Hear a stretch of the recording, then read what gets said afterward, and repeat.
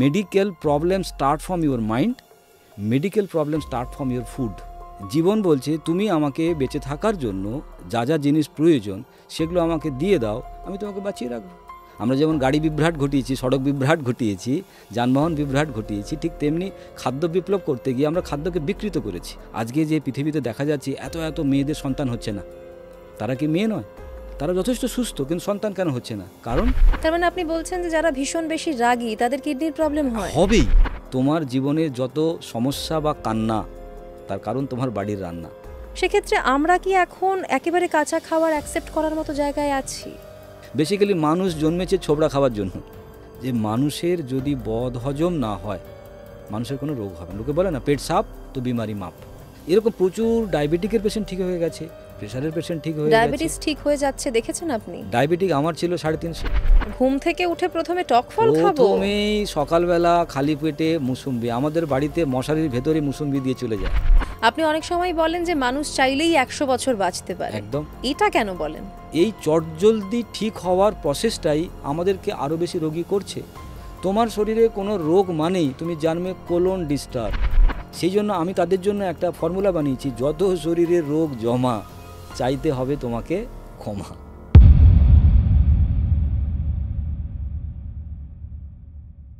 সঙ্গে সঙ্গীতায় আপনাদের সঙ্গে আমি সঙ্গীতা। আচ্ছা, একটা কথা বলুন তো, মানুষ কি 100 বছর পর্যন্ত বাঁচতে পারে একেবারে নিরোগভাবে? ওষুধ ছাড়া কি সুস্থ থাকা সম্ভব? আর যদি আমরা কাঁচা খাবার খেতে শুরু করি, ঠিক কি হবে আমাদের সঙ্গে? এই সমস্ত প্রশ্নেরই উত্তর খুঁজেছি আজকের এই পডকাস্টে। আর আমাদের সঙ্গে রয়েছেন ডক্টর সমীর কুমার ধারা।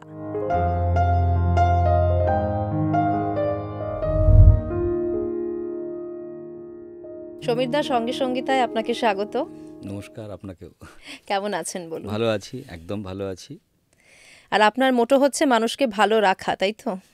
একদম। কিন্তু কনসেপ্টটা একদম অন্য রকম। হ্যাঁ। আমরা নর্মালি যা যা জানি, যেভাবে ভালো থাকার কথা জানি, আপনি একদম অন্য কথা বলেন। না, অন্য কথা বলতে বাধ্য হয়েছি, তার কারণ আমি তো চাইছিলাম ওভাবে ভালো থাকতে, কিন্তু যখন থাকতে পারিনি তখন একটা রাস্তা খুঁজে নেওয়া।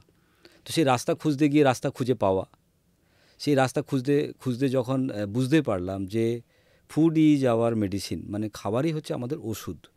এবারে এটা অনেকে লিখেছে, হয়তো অনেকে হয়তো পড়িয়েছে, অনেকে পড়েছে, কিন্তু মেনে নিতে পারেনি। এবার আমি যখন আমার জীবন দিয়ে এটাকে মেনে নেওয়ার চেষ্টা করেছি, তখন যখন দেখতে পাচ্ছি যে এটাতেই আমার উপকার হচ্ছে। আমার ভয়ঙ্কর গ্যাসের প্রবলেম, ভয়ঙ্কর ডায়াবেটিস, ভয়ঙ্কর আমার স্কিন ডিজিজের প্রবলেম, মাইগ্রেনের প্রবলেম, ঘুমের প্রবলেম, তো এতগুলো প্রবলেম যখন আমি লড়ছি, শ্বাসকষ্ট হচ্ছে, কোনো ওষুধ, কোনো মেডিসিন, কোনো ডক্টর কিন্তু কোনো পার্টিকুলার কোনো ওষুধ দিয়ে বা ট্রিটমেন্ট করে ঠিক করতে পারছে না। প্রত্যেকেরই হবে ধীরে ধীরে, এই টেস্টটা করুন, এই রিপোর্টটা নিয়ে আসুন, আরেক মাস পরে আসুন, এরকম করে যখন 1 বছর, 1.5 বছর, 2 বছর যখন পেরিয়ে গেল, তখন আমার মনে হলো যে এটাকে নিয়ে একটু আমারই নিজেরই একটু চর্চা করা দরকার। কারণ বাড়িতে একটা হেলথ পরিবেশ সবসময় তো ছিল, যেহেতু আমাদের বাড়িতে মা ফ্রিডম ফাইটার পরিবারের, বাবারও তাই। তো সেই দুই পরিবারের তখন তাদের নিজস্ব জীবন, নিজের জীবন নিজেকে তৈরি করতে হবে, শরীরচর্চা করতে হবে, ভালো খেতে হবে, নিজেরা কাপড় বুনতে হবে, নিজেরা চাষবাস করতে হবে। সেই যে নিজে করার যে ব্যাপারটা, সেইখান থেকে কিন্তু আমার ভেতরে এই জায়গাটা এসে যে আমি নিজে কিছু করে দেখি। যখন আমি করতে থাকলাম তখন দেখতে পেলাম বা দারুণ রেজাল্ট দিচ্ছে। এটা কোন সময়ের কথা বলছেন? এটা ধরুন আজ থেকে প্রায় 15 বছর আগের কথা বলছি। তখন আমি মাছ মাংস, বিরিয়ানি, কোল্ড ড্রিঙ্কস, চিংড়ি মাছের মালাইকারি, এগুলো আমার কাছে প্রিয় খাবার তখন, এবং সেখানে লোকেদের সঙ্গে খেতে পারলে আমার খুব মজা লাগতো। এবং সেই জায়গা থেকে এই যে খাবার একটা পরিবর্তন, এই পরিবর্তনটা যখন আমি ধীরে ধীরে করা শুরু করেছি, তখন দেখতে পেয়েছি অনেক উপকার, অনেক লাভ। এবং সেখান থেকে আমি কারোর সহযোগিতা তখন সেই মুহূর্তে পাইনি। কোনো ডাক্তারকে যখন বলেছি বা কারোর সঙ্গে যখন আলোচনা করেছি, তখন তারা খুব গম্ভীর মুখে বলেছে, প্রোটিনটা খাচ্ছ তো, ভিটামিন B12টা কিন্তু আমাদের প্রচণ্ড প্রয়োজন, ঠিক আছে? ক্যালসিয়ামের যদি ডেফিসিয়েট হয় তখন কিন্তু খুব সমস্যায় পড়বে তুমি, তোমাকে কিন্তু কেউ বাঁচাতে পারবে না। আমি তখন বুঝতে পারছি যে আমাকে এখনও ভাগে বাঁচাচ্ছে। তো সেই জায়গা থেকে যখন শুরু করেছি, ভালো লেগেছে। তখন প্রমাণ করার তো কোনো জায়গা ছিল না যে আমি প্রমাণিত করে ফেলেছি অ্যাজ এ ডক্টর হিসেবে বা একজন রিসার্চার হিসেবে, ফুড রিসার্চার হিসেবে, কিন্তু আমার শরীর বলছে আমি ভালো আছি, সুতরাং বেশ ভালো আছি। সেখান থেকে আমার জার্নি শুরু। মানে সেই জার্নিতে পরিবারের কি রিয়াকশন ছিল? পরিবারের রিয়াকশন, দেখুন, পরিবার কোনোদিন কাউকে সায় দেয়নি। প্রথম দিন যে ফুটবলার তাকেও সায় দেয়নি, যে ক্রিকেটার তাকেও সায় দেয়নি, সবাইকে কান ধরে পড়তে চল বলে নিয়ে গেছে। সুতরাং আমাকেও মাছ মাংস খাওয়ার জন্য পেড়াপিড়ি, মাংস না খেলে কি হবে, কী করে, আজ তো একটু খেতেই হবে, আজ তো রিলেটিভরা এসছে, এদের সঙ্গে এটা তো অবাধ্য ব্যাপার। তুমি তো আমাদের ফ্যামিলির নিয়মই মানছো না। দুধ যদি না খাও তাহলে কী করে ভালো ছেলে হবে, কারণ বাড়িতে দুধ তৈরি হয়, ঠিক আছে। তো সেই জায়গা থেকে মা বাবা তাদের একটা লড়াই ছিল, এবং আমার স্ত্রীরও লড়াই ছিল এরম জায়গা থেকে দাঁড়িয়ে, বাচ্চারও লড়াই ছিল যে বাবা এসব কিছু খায় না, এরম ধরনের করে। তো সেগুলোকে আস্তে আস্তে যখন তাদেরকে বোঝাতে পেরেছি, তখন তারা আস্তে আস্তে জিনিসটা বুঝেছে এবং তারাও মেনেছে, এখন মানছে। এখন আমি আপনার কাছ থেকে খুব সহজে জানতে চাইবো দাদা, মানে এই যে আপনি একটা নতুন খাওয়ার কথা বলছেন, নতুন অভ্যেসের কথা বলছেন, এটা কিভাবে সম্ভব? আমাদের জীবনের একটা ধর্ম আছে। এই ধর্মটা কি? জীবন বলছে তুমি আমাকে বেঁচে থাকার জন্য যদি আমার যা যা জিনিস প্রয়োজন সেগুলো আমাকে দিয়ে দাও, আমি তোমাকে বাঁচিয়ে রাখবো। যেমন একটা বীজের ধর্ম। বীজ, তাকে যদি জলে ভেজাই, মাটিতে দিই, ওর সূর্যের রোদ্দুর লাগে, বাতাস লাগে, তাহলে সে অঙ্কুরোদ্গম হবে। কিন্তু যদি এগুলো না হয় তাহলে কিন্তু বীজ মাটি ফুঁড়ে গাছ বেরোবে না। ঠিক তেমনি আমাদের শরীরে একটা ধর্ম আছে। শরীরে কি লাগবে? অক্সিজেন লাগবে। শরীরে আমাদের সানলাইট লাগবে। উইদাউট সানলাইট ইম্পসিবল আমাদের পৃথিবীতে কাউকে বেঁচে থাকা, কারণ টেম্পারেচার এবং গাছ, তারপরে অক্সিজেন, এ সমস্তর একটা চেন সিস্টেম বা রিলেশনশিপ আছে। তার সঙ্গে সঙ্গে আমাদের দরকার খাবার, তার সঙ্গে সঙ্গে আমাদের দরকার জল। তার মানে এই যে চারটে জিনিস, এই চারটে কি শরীরের ধর্ম। তাহলে যে বা তার মানে যাহারা, এটা আইডিয়াল একটা সিনারিও আপনি একদম বলছেন একদম, আমি আমাদের কোনো ডাক্তার, হিউম্যান কোনো বডির এলোপ্যাথি, জন্য। হোমিওপ্যাথি, কোনো হোমিওপ্যাথি, কোনো কবিরাজের কথা বলছি না। আমি যেটা বলতে চাইছি যে শরীরের একটা ধর্ম, তুমি তাকে জল দাও, খাবার দাও, বাতাস দাও, আর তাকে সানলাইট দাও, তাহলে সে কিন্তু বাঁচতে পারে, সে বাঁচবে। এবং এই টোটালটা কিন্তু ফ্রি। আমাদের এখানেও একটা ধারণা আছে, এটা মনে হয় জোগাড় করে নিয়ে আসতে হবে, আমাদেরকে কিনে নিয়ে আসতে হবে বাজার থেকে। এই টোটালটাই ফ্রি। লোকে বলে না, জীব দিয়েছেন যিনি, আহার দেবেন তিনি। তার মানে এই যে আমরা বলি 84 কোটি জনি, 84 কোটি জনি মানে এত যে জীবন, তাদের জীবনকে কে জীবন দিয়েছে? প্রকৃতি। তাদের আহার দিয়েছে কি? প্রকৃতি। তাহলে মাত্র 750 কোটি মানুষ সারা পৃথিবীতে যদি দেখা যায়, তাহলে তাদেরও তো সব কিছু প্রকৃতি দিয়েছে। তাও তো অভাব হচ্ছে। অভাব হচ্ছে কারণ সেখানে মানুষ ইনভলভ হয়ে আছে বলে। মানুষ তাকে একটা ব্যবসা তৈরি করে ফেলেছে। অক্সিজেনের কোনো অভাব নেই, জলের কোনো অভাব নেই, সূর্যের লাইটের কোনো অভাব নেই, তাহলে খাবার কেন অভাব হবে? আজকে ঘাস খেতে গরুর কি অভাব হয়েছে? খুব। গরু কি ঘাস খুঁজে পাচ্ছে না? বাঘ কি মাংস খুঁজে পাচ্ছে না? মাছ কি শ্যাওলা খুঁজে পাচ্ছে না? পাখি কি দানা সূর্য খুঁজে পাচ্ছে না? এরকম তো হয়নি। তার মানে মানুষেরও খাওয়া কিন্তু যথেচ্ছ পরিমাণে প্রকৃতি দিয়েছে। এইটা যদি একটা মানুষ খায়, নিতে পারে, তাহলে কিন্তু মানুষ সুস্থ থাকবে। আজকের দিনে দাঁড়িয়ে খাবারটা যে জায়গায় এসে দাঁড়িয়েছে, টোটালটাই বিকৃত হয়ে গেছে। তার খাবারের মধ্যে যে ডিএনএ, সেটা কিন্তু আমাদের শরীর আর আইডেন্টিফাই করতে পারছে না। কারণ উদাহরণ দিয়ে বুঝি বলি, একটা টমেটো যদি তুমি খাও, শরীর তাকে চিনবে, কিন্তু টমেটো চাটনি শরীর চিনবে না। কিন্তু এই যে ধরুন দাদা, এতদিন ধরে আমাদের পূর্বপুরুষরা খেয়ে আসছেন, তো এটা তো অলরেডি আমাদের জেনেটিক্সে চলে এসেছে, আমাদের ডিএনএতে চলে এসেছে, তো ডিএনএ তো আইডেন্টিফাই করতে পারবে। ডেফিনেটলি আইডেন্টিফাই করতে পারছে, কিন্তু সব জায়গায় করতে পারছে না। যেখানে যেখানে অস্পষ্টতা, সেখান থেকে আজকে আমরা যদি বলি কবে থেকে আমরা রোগগ্রস্ত হয়েছি, আজকে যদি বলি কলকাতার বুকে যতগুলো হসপিটাল আজকে হয়েছে, আজ থেকে যদি আমরা আরও পিছিয়ে যাই, আরও পিছিয়ে যাই, আরও পিছিয়ে যাই, অত হসপিটাল কিন্তু ছিল না, অত সেটা রোগও তো ছিল ছিল না। না। তাহলে বাড়ছে কিসে? তাহলে আমরা টেকনোলজিতে বাড়ছি, আমরা সায়েন্সে বাড়ছি, তাহলে রোগ বাড়ছে কেন? কোথাও না কোথাও আমরা খাদ্য বিভ্রাট ঘটিয়েছি। আমরা যেমন গাড়ি বিভ্রাট ঘটিয়েছি, সড়ক বিভ্রাট ঘটিয়েছি, যানবাহন বিভ্রাট ঘটিয়েছি, ঠিক তেমনি খাদ্য বিপ্লব করতে গিয়ে আমরা খাদ্যকে বিকৃত করেছি। সকাল থেকে রাত্রি অবধি যদি আমরা দেখি, আমাদের খাবার দাবার এতটাই বিকৃত হয়েছে, এতটাই বিকৃত হয়েছে, সেই বিকৃত খাবার আমাদের শরীর সহ্য করতে পারছে না। হ্যাঁ, মানে তেল মশলা দিতে দিতে হয়তো আজকে একটু বেশি হয়ে যাচ্ছে, শুধু তেল যতটুকু মশলা দরকার তার নয়, থেকে বেশি। শুধু তেল মশলা নয়, তেলটাও তো তেল নেই, তেলটাও তেল নেই। এটা যেমন একটা ঘটনা, এটার সঙ্গে আরেকটা জিনিস আমার বলতে ইচ্ছে করছে যে বেসিক্যালি আমাদের শুধু যে খাবার দাবার তা নয়, তার সঙ্গে সঙ্গে একটা ইনভিজিবল একটা জায়গা আছে, দ্যাট ইজ আমাদের মন, মাইন্ড। আগের দিনের মানুষের ওই যে বলে না, আগে কি সুন্দর দিন কাটাইতাম, সেটা কিন্তু একটা ওষুধ ছিল। যেহেতু আজকের দিনের মডার্ন বিজ্ঞান মনকে দেখতে পায় না, ধরতে পারে না, তারা পরীক্ষা করতে পারে না, তারা মনটাকে পুরো উজ্জ্ব করে দিয়েছে। কিন্তু যদি আমরা নার্ভাস সিস্টেমকে দেখি, আমাদের sympathetic nervous system, cranial nervous system আমাদের বডিতে, যেটা অটোমেটিক, যেমন আমরা নিঃশ্বাস নিচ্ছি অটোমেটিক, আমরা খাবার হজম করছি অটোমেটিক, আমাদের রক্ত সংবহনতন্ত্র অটোমেটিক, তাহলে এই যে অটোমেটিক কাজটা চলছে, এটা কিন্তু একটা নার্ভাস সিস্টেম করছে। এই নার্ভাস সিস্টেমের সঙ্গে আমাদের সমাজ জড়িয়ে আছে, আমাদের ভালোবাসা জড়িয়ে আছে, প্রেম জড়িয়ে আছে, আমাদের ক্রোধ জড়িয়ে আছে, অভিমান জড়িয়ে আছে, আমাদের কি বলে অহংকার জড়িয়ে আছে, ইরিটেশন জড়িয়ে আছে, টেনশান জড়িয়ে আছে, ডিপ্রেশন জড়িয়ে আছে।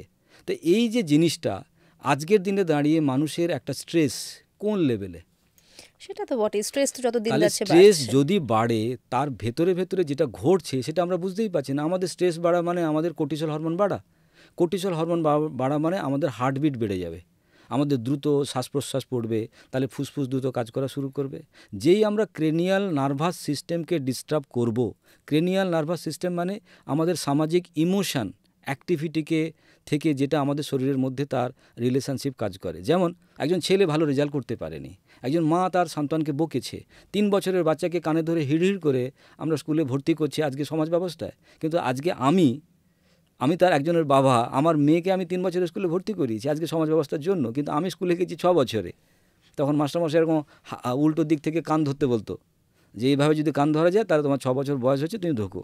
তখন তো বার্থ সার্টিফিকেট থাকতো না যে তোমাকে কান ধরতে হবে মাথার উপর থেকে। তাহলে তখন একটা বাচ্চা স্কুলে ভর্তি হতো। তাহলে 6 বছরে একটা বাচ্চা এনাফ খেলাধুলো, তার মা বাবার সঙ্গে থাকা, প্রকৃতির সঙ্গে হেসে খেলে বেড়ানো, তার মনটা অনেক ভরে যেত। না, নেচারের সাথে কানেকশন তো আমাদের কেটেই গেছে তাহলে প্রায়। সেই জিনিসটা আমাদের স্ট্রেসকে, ডিপ্রেশনকে ডিস্টার্ব করছে। যখনই ক্রেনিয়াল নার্ভাস সিস্টেম ডিস্টার্ব হবে, আমাদের ডাইজেশন প্রবলেম হয়ে যাবে, আমাদের সার্কুলেশন সিস্টেম প্রবলেম হয়ে যাবে, আমাদের রিপ্রোডাক্টিভ সিস্টেম প্রবলেম হয়ে যাবে, আমাদের যে ব্রিদিং সিস্টেম যেটাকে আমরা বলছি শ্বাস প্রশ্বাস নেওয়া, তাহলে আমাদের রেসপিরেটরি সিস্টেম ডিস্টার্ব হয়ে যাবে। তাহলে আমাদের রইল কি? রেসপিরেটরি সিস্টেমের জন্য আস্থামা, রেসপিরেটরি সিস্টেমের জন্য আমাদের হার্টের প্রবলেম, ইনডাইজেশনের জন্য আমাদের গ্যাস, অ্যাসিডিটি, পেট খারাপ কিংবা কনস্টিপেশন। যদি আমাদের সার্কুলেশন সিস্টেম প্রবলেম হয়ে যায় তাহলে ব্লাড প্রেশার প্রবলেম হবে, সার্কুলেশন হবে না, অক্সিজেন ঠিকমতো করে যাবে না, reproductive system hormonal problem, sexual disorder, cyst কিংবা বিভিন্ন রকম ধরনের মেয়েদের প্রবলেম। আজকে যে পৃথিবীতে দেখা যাচ্ছে এত এত মেয়েদের সন্তান হচ্ছে না, তারা কি মেয়ে নয়? তারা যথেষ্ট সুস্থ, কিন্তু সন্তান কেন হচ্ছে না? কারণ ক্রেনিয়াল নার্ভাস সিস্টেম ডিস্টার্ব, তারা স্ট্রেস। তাকে মানে সে যাকে ভালোবাসতে চেয়েছিল তাকে ভালোবাসতে পারেনি, সে যাকে বিয়ে করতে চেয়েছিল তাকে বিয়ে হয়নি। আমাদের পৃথিবীতে আজ থেকে 50 বছর আগে যদি দেখি, আমরা দেখেছি তাকেই বিয়ে করেছি যাকে ভালোবেসেছি, এবং যাকে বিয়ে করেছি তাকেই ভালোবেসেছি। কিন্তু আজকে যদি আমরা আমাদের জেনারেশনকে জিজ্ঞেস করি যে তোর কত নম্বর, সবাই কিন্তু নম্বরে বলবে, কেউ বলবে না যে আমি যাকে ভালোবেসেছি তাকে বিয়ে করেছি। তার মানে আমি মানসিকভাবে দুঃখী, আমি সব কিছু কি সুখের একটা নাটক করছি। ঠিক তেমনি আমার গাড়ি নেই, সেখানে আমি নাটক করছি। আমার বাড়িতে প্রচুর পয়সা নেই, নাটক করছি। আমার লিপস্টিক পাউডার মেখে আমি একটা নিজেকে বেশ সুন্দর গোছানো দেখানোর চেষ্টা করছি। আমার বাড়িতে সেরকম বাড়ি নেই, আমি বাড়ি ভাড়া নিয়ে আমার আয়ের থেকে বেশি আমি খরচা করে নিজেকে দেখানোর চেষ্টা করছি। এই যে সমাজে আমি দেখানোর চেষ্টা করছি আমি খুব সুখী, আমি খুব ভালো, এটা আমার জীবনকে কিন্তু আমার ঘুম, মানে আমার যেটাকে আমরা বলি ইনসোমিনিয়ার প্রবলেম, ঘুম ডিসঅর্ডার। ইনসোমিনিয়া যদি নাও হয়ে থাকে, প্রত্যেকটা মানুষের গভীর ঘুম নেই। গভীর ঘুম মানে মানুষের কিন্তু মেডিসিন। এবং আরেকটা কী হয়েছে, আমাদের লাইফস্টাইল বদলে গেছে। আমরা রাত্রেবেলা করে ঘুমোই। আগে কি হতো, সূর্য ডুবে গেলে হারকিনের ল্যাম্প কিংবা টেবিল ল্যাম্প কিংবা কেরোসিনের ল্যাম্প বন্ধ হয়ে যেত, খুব বেশি হলে 7টা 8টা, ব্যাস 9:30 মানে গভীর রাত। কিন্তু এখন 10টা মানে শুরু হলো জীবন। আমরা 12টা 1টা পর্যন্ত হাই হ্যালো করছি, চ্যাটিং করছি, SMS করছি, হোয়াটসঅ্যাপ করছি। তাহলে আমাদের যে মেলাটোনিন হরমোন, প্রকৃতি বলেছে সূর্য ডুবলে মেলাটোনিন হরমোন বাড়বে। মেলাটোনিন মানে তোমার ঘুম গভীর করবে। আবার যখন দিন এসে যাবে, সিরাটোনিন হরমোন তখন বাড়া শুরু হয়ে যাবে, তোমার ঘুম ভেঙে যাবে। আমরা ঠিক উল্টো করে ফেলেছি। সকাল যখন হতে গেল তখন ঘুমোতে যাচ্ছি, তখন শরীর বলছে ওড ওড ওড ওড। আবার যখন মেলাটোনিন হরমোন তখন ঘুমোতে যাচ্ছি না। তার ফলে কি হচ্ছে, একটা ইমব্যালেন্স সিচুয়েশান। ফুড তো হয়েছেই, তার সঙ্গে সঙ্গে নার্ভাস সিস্টেম, ম্যানেজমেন্টও দরকার। নার্ভাস সিস্টেম, আমরা কেউ খুশি নই, আমরা কেউ স্যাটিসফাইড নই, এবং এটাকে আমরা কেউ প্রাধান্য দিচ্ছি না। ডক্টরের কাছে গেলে ডক্টর প্রেসক্রাইব করে দিচ্ছে তুমি এই মেডিসিনটা খেয়ে নাও, এই মেডিসিনটার জন্য এটা, ডায়াবেটিসের জন্য এটা, আলসারের জন্য এটা, ক্যান্সারের জন্য এটা। সবাই জানে ডায়াবেটিক মানে কি, ইনসুলিন, এক্সেস অফ ক্যালোরি। কিন্তু না, ডায়াবেটিক মানে পৃথিবীর সব থেকে ভীতু লোকটা ডায়াবেটিক হবে, যে ভয় পাবে, যে খুব ভীতু, যার খুব নার্ভাস ব্যাকগ্রাউন্ড, তার কিন্তু ডায়াবেটিক হবে। আবার যে লোকটা খুব রাগী, ক্রোধী, 100% লিখে রাখুন, তার কিন্তু হার্টের প্রবলেম হয়ে যাবে। যত কিডনির পেশেন্ট আমার কাছে আসে, আমি ডাইরেক্ট তাদেরকে বলি এত রাগী কেন? সঙ্গে সঙ্গে ওয়াইফরা বলতে থাকে আমি কতবার বুঝিয়েছি স্যার, এত ঝগড়া করে, ছোট ছোট জিনিসে এত রাগারাগি করে, কি বলবো। তার মানে আপনি বলছেন যে যারা ভীষণ বেশি রাগী তাদের কিডনির প্রবলেম হয়? হবেই। কেন হবে? কারণ রাগ মানে কি, দ্যাট ইজ তোমার শরীরের কর্টিসল হরমোন বেড়ে গেছে।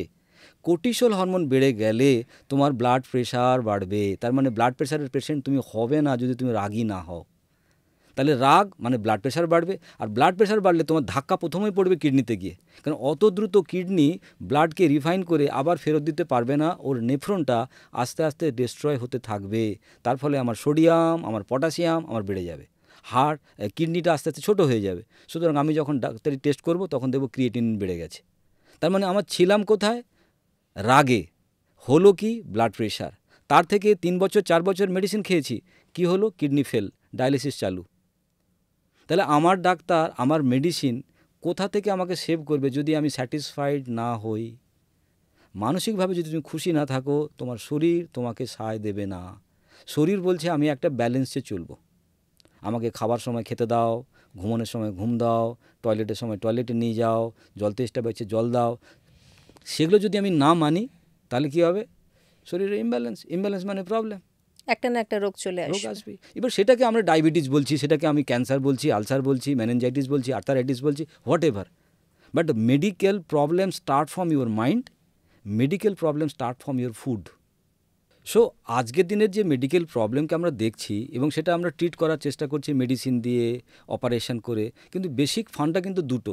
একটা কি? আমার মেন্টাল প্রবলেম, 2 আমার ফুড প্রবলেম। মেন্টাল প্রবলেম যেমন ডিসঅর্ডার হয়েছে, তেমনি ঠিক ফুড প্রবলেমও আমাদের শরীরে হয়েছে, কারণ ফুডকে আমরা বহু রকমভাবে বিকৃত করছি। একটা গরুকে যদি তুমি ভালোবেসে রোজ তুমি মাংস খাওয়াও, কারণ তোমার বাড়িতে মাংস চলে এসে তুমি মাংস খাওয়াচ্ছ গরুকে রোজ ভালোবেসে, তাহলে গরুর কি পরিণতি হবে? গরু তো খাবেই না, সব থেকে আমি বড় জোর কথা। করে ভালোবেসে খাওয়াবো না, যেমন ছোটো বাচ্চাকে একদম চামচ দিয়ে ঠেলে মা যখন খাওয়ায়, বাবা খা পেছনে পড়ে, ঠিক গরুকেও বাবা খাও যদি আমি খাওয়াই, তাহলে গরু বাধ্য হয়ে খাবে কদিন, কিন্তু কিছুদিন পরে তার হঠাৎ করে একটা প্রবলেম হবে, তখন গরুকে টেনে হিঁচড়ে আমরা খোঁয়াড়ে না নিয়ে গিয়ে ডাক্তারের কাছে নিয়ে যাবো। ডাক্তারবাবু বলে আচ্ছা টেস্ট করে দেখি কী প্রবলেম। উনি বলবেন ডায়াবেটিসের প্রবলেম, উনি বলবেন আলসারের প্রবলেম, ক্যান্সারের প্রবলেম, জন্ডিসের প্রবলেম। বাট অ্যাকচুয়ালি কি জন্ডিসের প্রবলেমটা কি? তার যে ফুডটা ছিল সে ফুডটা সে খায়নি। ঠিক একই রকমভাবে বাঘকে যদি মাংস না দিয়ে ঘাস দিই, তাহলে এখান থেকে তোমার কোশ্চেন হবে আমরা কি খেতে পারি, আমাদের কি খাওয়া উচিত। বেসিক্যালি মানুষ জন্মেছে ছোবড়া খাওয়ার জন্য, ফাইবার। কারণ কি? আমি যদি তোমাকে দেখাই, তুমি পৃথিবীর সমস্ত খাবারকে হাতে নাও আর দেখে বলো তাতে কি আছে। আম ছোবড়া জল, তরমুজ ছোবড়া জল, শশা ছোবড়া জল, পেঁপে ছোবড়া জল, কলা ছোবড়া জল। তার মানে পৃথিবীর প্রকৃতির তৈরি যত খাবার তাতে ছোবড়া জল, ছোবড়া জল, ছোবড়া জল। মানুষের তৈরি খাবার মুড়ি, তাতে ছোবড়াও নেই, জল নেই। চিড়ে ছোবড়াও নেই, ছোবড়া তো আছে, মানে ফাইবার তো আছে মুড়িতে। মুড়ি যখন তুমি ভিজিয়ে দেবে সেই ফাইবার, বিকৃত ফাইবার শেষ, কিছুই নেই, সেটা থকথকে কাদা হয়ে যাবে। ভাত থকথকে কাদা, স্টার্চ। গম থেকে যে রুটি তৈরি করা হয়, রুটি কি? ছোবড়াও নেই, জল নেই। যেটাকে আমরা ছোবড়া বলে আখ্যা দিচ্ছি সেটা আগুনে পুড়ে শেষ। তাকে যদি জলে ভিজিয়ে দিই সেটা একটা থকথকে কাদা। তাহলে আমরা যদি কাদা দিনের পর দিন খাই, পৃথিবীর আধা মানুষ কাদা খায়, মানে ভাত খায়, আধা মানুষ রুটি খায়। প্রত্যেকটা দেশকে দেখো, তারা প্রত্যেকেই অসুস্থ কম বেশি। যারা ফাইবার বেশি করে খেয়েছে তারা প্রাণে বেঁচেছে। যেমন আমার অনেক পেশেন্ট আসে, ডায়াবেটিকের পেশেন্ট বা অন্যান্য পেশেন্ট, তাদেরকে আমি উদাহরণ দিয়ে বলি। সাপোজ এখানে আরেকটা ফান্ডা আছে, যখন তুমি কোনো খাবার খাচ্ছ সেখানে তো তোমার ফাইবার একটা ফ্যাক্টর, তার সঙ্গে ক্যালোরি একটা factor. Man made food high calorie, but প্রকৃতির তৈরি করা খাবার লো ক্যালোরি। আমি যদি দুপুরবেলা একটা চিকেন বিরিয়ানি খাই, তাহলে আমার শরীরে কত ক্যালোরি আসবে? ধরে নাও 1800 ক্যালোরি। রাত্রিবেলা ইলিশ মাছের ঝোল দিয়ে ভাত খেয়েছি, 1000 ক্যালোরি। সকালবেলা রুটি, আলু ভাজা, ডিম ভাজা খেয়ে নিয়েছি আগে থেকেই, তাহলে এটার কত ক্যালোরি ছিল? 1000 ক্যালোরি। তাহলে যোগ করলে হচ্ছে 3800 ক্যালোরি। এবার আমি একজন কম্পিউটারে তবলা বাজাই, তাহলে আমার ক্যালোরি কত লাগবে? খুব বেশি হলে 1500 ক্যালোরি। তাহলে মানে আমি বেশি খেলাম কত? 2300 ক্যালোরি। তাহলে এই এক্সেস অফ 2300 ক্যালোরি আমার যে লিভার, সে বলবে এটা ফেলিস না বাবা, রেখে দে। ও কী করবে? এলডিএল, ট্রাইগ্লিসারাইড, কোলেস্টেরলে কনভার্ট করে ওকে ফ্যাটি লিভার করে ফেলে রেখে দেবে। তাহলে যেই আমার ফ্যাটি লিভার হলো, মেডিকেল সায়েন্স বলছে এ তো মেটাবলিক সিনড্রোম, তোমার তো ডায়াবেটিক হবে বাবা। কিন্তু মেটাবলিক সিনড্রোম আসার আগে কারণটা কী ছিল? Access of food. তার মানে আমার অতিরিক্ত খাবার আমার শরীরে এমন একটা ফ্যাটকে বাড়িয়েছে যার কারণে আমি ডায়াবেটিক। এবার আমি যদি প্রকৃতির খাবারের কথা এখানে বলি, সাপোজ আমি তোমাকে চিকেন বিরিয়ানি খেতে দিয়েছি দুপুরবেলা, আমি বললাম একটা শশা, দুটো শশা, তিনটে শশা, চারটে, পাঁচটা, ছটা, সাতটা শশা দেওয়ার পরে তুমি বলবে আর আমি পারবো না সমীরবাবু, আমার গলা ভর্তি হয়ে গেছে, বমি হয়ে যাবে। একদমই তাই। এই যে 7টা শশা আমি খেলাম, যোগ করে দেখো ক্যালোরি কত? খুব বেশি হলে 200 ক্যালোরি। তার মানে প্রকৃতি এমন খাবার বানিয়েছে পেট ফেটে যাবে, ক্যালোরি বাড়বে না। আমরা চালাকি করেছি, এত চালাকি করেছি, A for apple B for ball পড়ে আমরা এমন খাবার বানিয়েছি হাফ পেট ভরে গেল, ক্যালোরি কোথায় চলে যাচ্ছে? রকেটের মতো। তাহলে এই যে গণ্ডগোল আমরা করছি, খোদার উপরে খবরদারি। ম্যান মেড ফুড, আমার মা, আমার কি বলে স্ত্রী, আমার বোন, তারা যে রান্নাঘরে খাবারটা বানাচ্ছে তাতে কি হচ্ছে? ক্যালোরি বেড়ে যাচ্ছে। আর পুরো খাবারটাকে রান্না করার জন্য একটা থকথকে কাদা তৈরি হচ্ছে। তাহলে আমার উচিত ছিল কি ফাইবার খাবার, আমি পেলাম কি থকথকে কাদা, থকথকে স্টার্চ, এবং সেই খাবারটা খুব দ্রুত আমার ব্লাডে গিয়ে হিট করছে, সুগার স্পাইক হয়ে যাচ্ছে। তাহলে এইটা আমরা বুঝতে পারছি না, আমরা বোকার মতো করে বলছি ডাক্তারবাবু আমার কেন যে হয় আমি ঠিক বুঝি না। ডাক্তারবাবু প্রেসক্রিপশান করে বলছে 2টো করে ডিম খেতে হবে, মাংস না খেলে প্রোটিন পাবে না, ক্যালসিয়ামটা বাড়াতে হবে। ভাবুন আমাদের রোগটার নাম কি? খাওয়া বেশি কাজ কম। এটাই তো রোগের নাম ছিল, কিন্তু আমার নাম দেওয়া হলো ডায়াবেটিক পেশেন্ট, প্রেশারের পেশেন্ট, কিডনির পেশেন্ট। তাহলে আজকে যদি আমি সুস্থ হতে চাই, খাওয়া কম কাজ বেশি যদি করে দিই, আমি সুস্থ হয়ে যাব। কিন্তু খাওয়া কম হয় না, কারণ খিদে পাবে। তাহলে সেই জায়গায় আমার ফর্মুলা হচ্ছে খাবার কোয়ালিটি তো চেঞ্জ করো। খাবার কোয়ালিটি চেঞ্জ করবো কী করে? দ্যাট ইজ বাঁচা ইজুকাল টু কাঁচা। হ্যাঁ, তারপরে বাঁচতে যদি হয় আমাকে কাঁচা খাবার খেতে হবে। এটা শুনলেই তো কেমন লাগছে। এবার কাঁচা খাবার কথা যেই আমি কাউকে বলি, সঙ্গে সঙ্গে বলে স্যার ঝিঙ্গেটা কেমন করে খাবো? ঠিক আছে, আমি বলি ঝিঙ্গে খেতে হবে না, অ্যাটলিস্ট সকালবেলা পেট ভরে ফল খান। পাকা পেঁপে, আপেল, কলা আমরা খেতেই পারি। আমের সঙ্গে আম, কাঁঠালের সময় কাঁঠাল, তার সঙ্গে কাঁচা ছোলা প্রোটিন, তার সঙ্গে ভেজানো মুগ সেটাও প্রোটিন। আমরা স্প্রাউট করে খেতে পারি, কিংবা বাদাম নিতে পারি, ফ্যাট। তাহলে টোটালটাই আমাদের রান্না ছাড়া হয়ে গেল। সেই জন্য আমার সেকেন্ড যে ফর্মুলা আমি বলি, তোমার জীবনের যত সমস্যা বা কান্না, তার কারণ তোমার বাড়ির রান্না। কেন? কারণ রান্না করলে প্রকৃতির তৈরি, ঈশ্বর বলো আল্লাহ বলো, তার তৈরি করা যে খাবার, তাকে আমি বাড়িতে বসে ধ্বংস করছি নুন দিয়ে, চিনি দিয়ে, তেল মিশিয়ে, আগুনে ফুটিয়ে। এই দেখো নুন, চিনি, তেল এগুলো সবই কনসেন্ট্রেটেড। আর কনসেন্ট্রেটেড মানে প্রচণ্ডভাবে আমাদের শরীরের জন্য ক্ষতিকারক। কেন? তেল, 1 চামচ তেল যদি তুমি পেতে চাও, কতটা সর্ষেকে তোমাকে মারাতে হবে। বাট ওই পরিমাণ সর্ষে তুমি খেয়ে দেখো, সহ্য করতে পারবে না। ওই পরিমাণ সর্ষে খেয়ে হজম করতে পারছো না, কিন্তু ওই পরিমাণ তেল খেয়ে বলছো হজম হয়ে যাবে। আর যখন মাছ ভাজছি তখন 4-5 চামচ তেল, তাহলে 4-5 চামচ তেল মানে প্রায় 300 গ্রাম সর্ষে। তাহলে একটা মানুষ 300 গ্রাম সর্ষে যদি খায়, তার সেদিনের অবস্থা কী হবে? মারাত্মক তাহলে বদহজম ইটস আ হবে। কনসেন্ট্রেটেড। ঠিক একই রকমভাবে চিনি, কতটা আখের রস মাড়িয়ে তার সঙ্গে তুমি সালফার মিশিয়ে তারপরে তুমি চিনি তৈরি করো। একই রকমভাবে কতটা নুন জলকে ফুটিয়ে তাকে শুকনো করে তারপর তুমি তো নুন পাও। যত মহিলাদের প্রবলেম শুরুবাত কিন্তু নুন থেকে, যত হোয়াইট ডিসচার্জ রিলেটেড প্রবলেম, এবং সেটা কিন্তু একটা ভয়ঙ্কর পরবর্তীকালে প্রবলেম চালু হয়ে যায় পিরিয়ডিক্যাল প্রবলেমের জন্য। তাহলে এই যে নুন যদি তারা 7 ডেজ বন্ধ করে দেয় ম্যাজিক্যালি, এই যে 7 দিন যদি তারা নুন বন্ধ করে দেয়, 7 ডেজের জন্য যদি নুন বন্ধ করে দেয়, তারা ম্যাজিক দেখবে। এই প্রবলেমটা ওষুধ খেয়ে ডাক্তারের কাছে গিয়ে হট ব্যাগ নিয়ে কমছিল না, অটোমেটিক কমে যাবে। মানে নুন ধরুন একবারে তো বন্ধ করা সম্ভব নয়, অল্প অল্প করে কমাতে হবে। তুমি যখন কাঁচা খাবে তখন দেখবে নুন আর লাগবে না। দেখো কলাতে, পাকা কলাতে নুন আছে, কিন্তু আমরা যখন নুন অ্যাড করি আমরা ভাবি নুন আমাদের লাগবে, কিন্তু প্রতিটা খাবারে কিন্তু নুন আছে, পটাশিয়াম আছে, সোডিয়াম আছে, সুগার বলো বা যা যা আমরা যেগুলোকে নিয়ে পড়ছি এখন, ভিটামিন, মিনারেলস, যা কিছু জিনিস সমস্ত কিন্তু কাঁচা খাবারের মধ্যে বিদ্যমান। এবং গত 5 বছর এটাই আমি খেয়ে বেঁচে আছি। সুতরাং আমি একটা এক্সপেরিমেন্ট বলতে পারি, জলজান্ত উদাহরণ।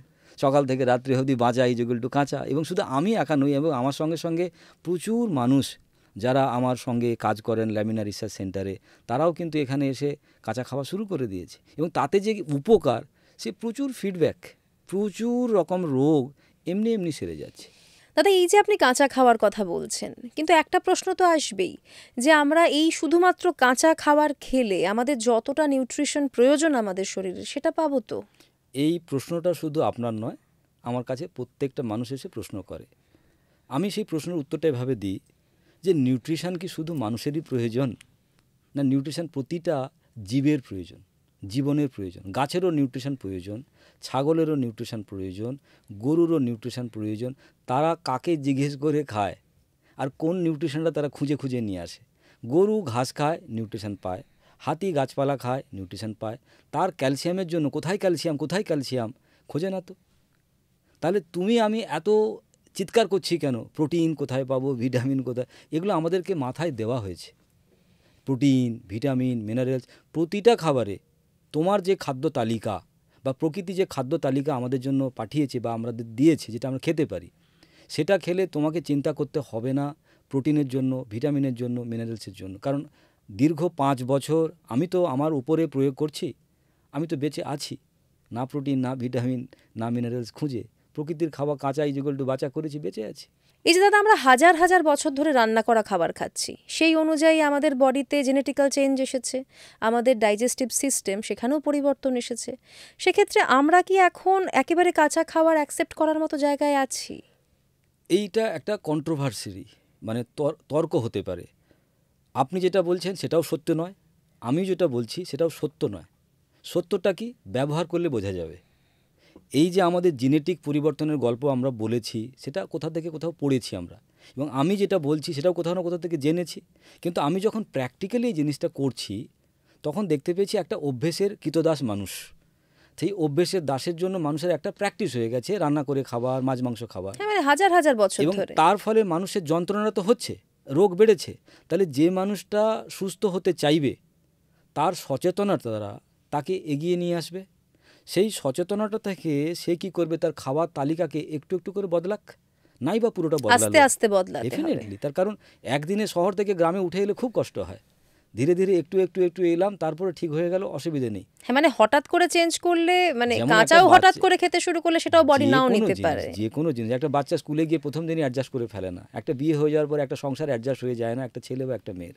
সমস্ত কিছুই একটা সময় সাপেক্ষ। আমারও প্রথম দিন খুব কষ্ট হয়েছিল, যে রবিবার আমি প্রথম দিন নিজেকে কাঁচা খাওয়া শুরু করলাম, সেদিন ঘড়ি দেখছি, আমার মনে হচ্ছে, আমার মনে মাথা ঘুরছে, আমি ঘড়ি দেখছি, মনে হচ্ছে আমার খিদে পাচ্ছে, আমি বারবার ভুল করে খেয়ে ফেলছি।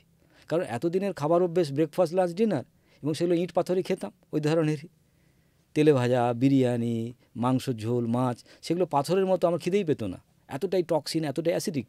কিন্তু যখন এই ধরনের কাঁচা খাবার আমরা খাবো, তখন একটু বারে বারে খিদে লাগতে পারে।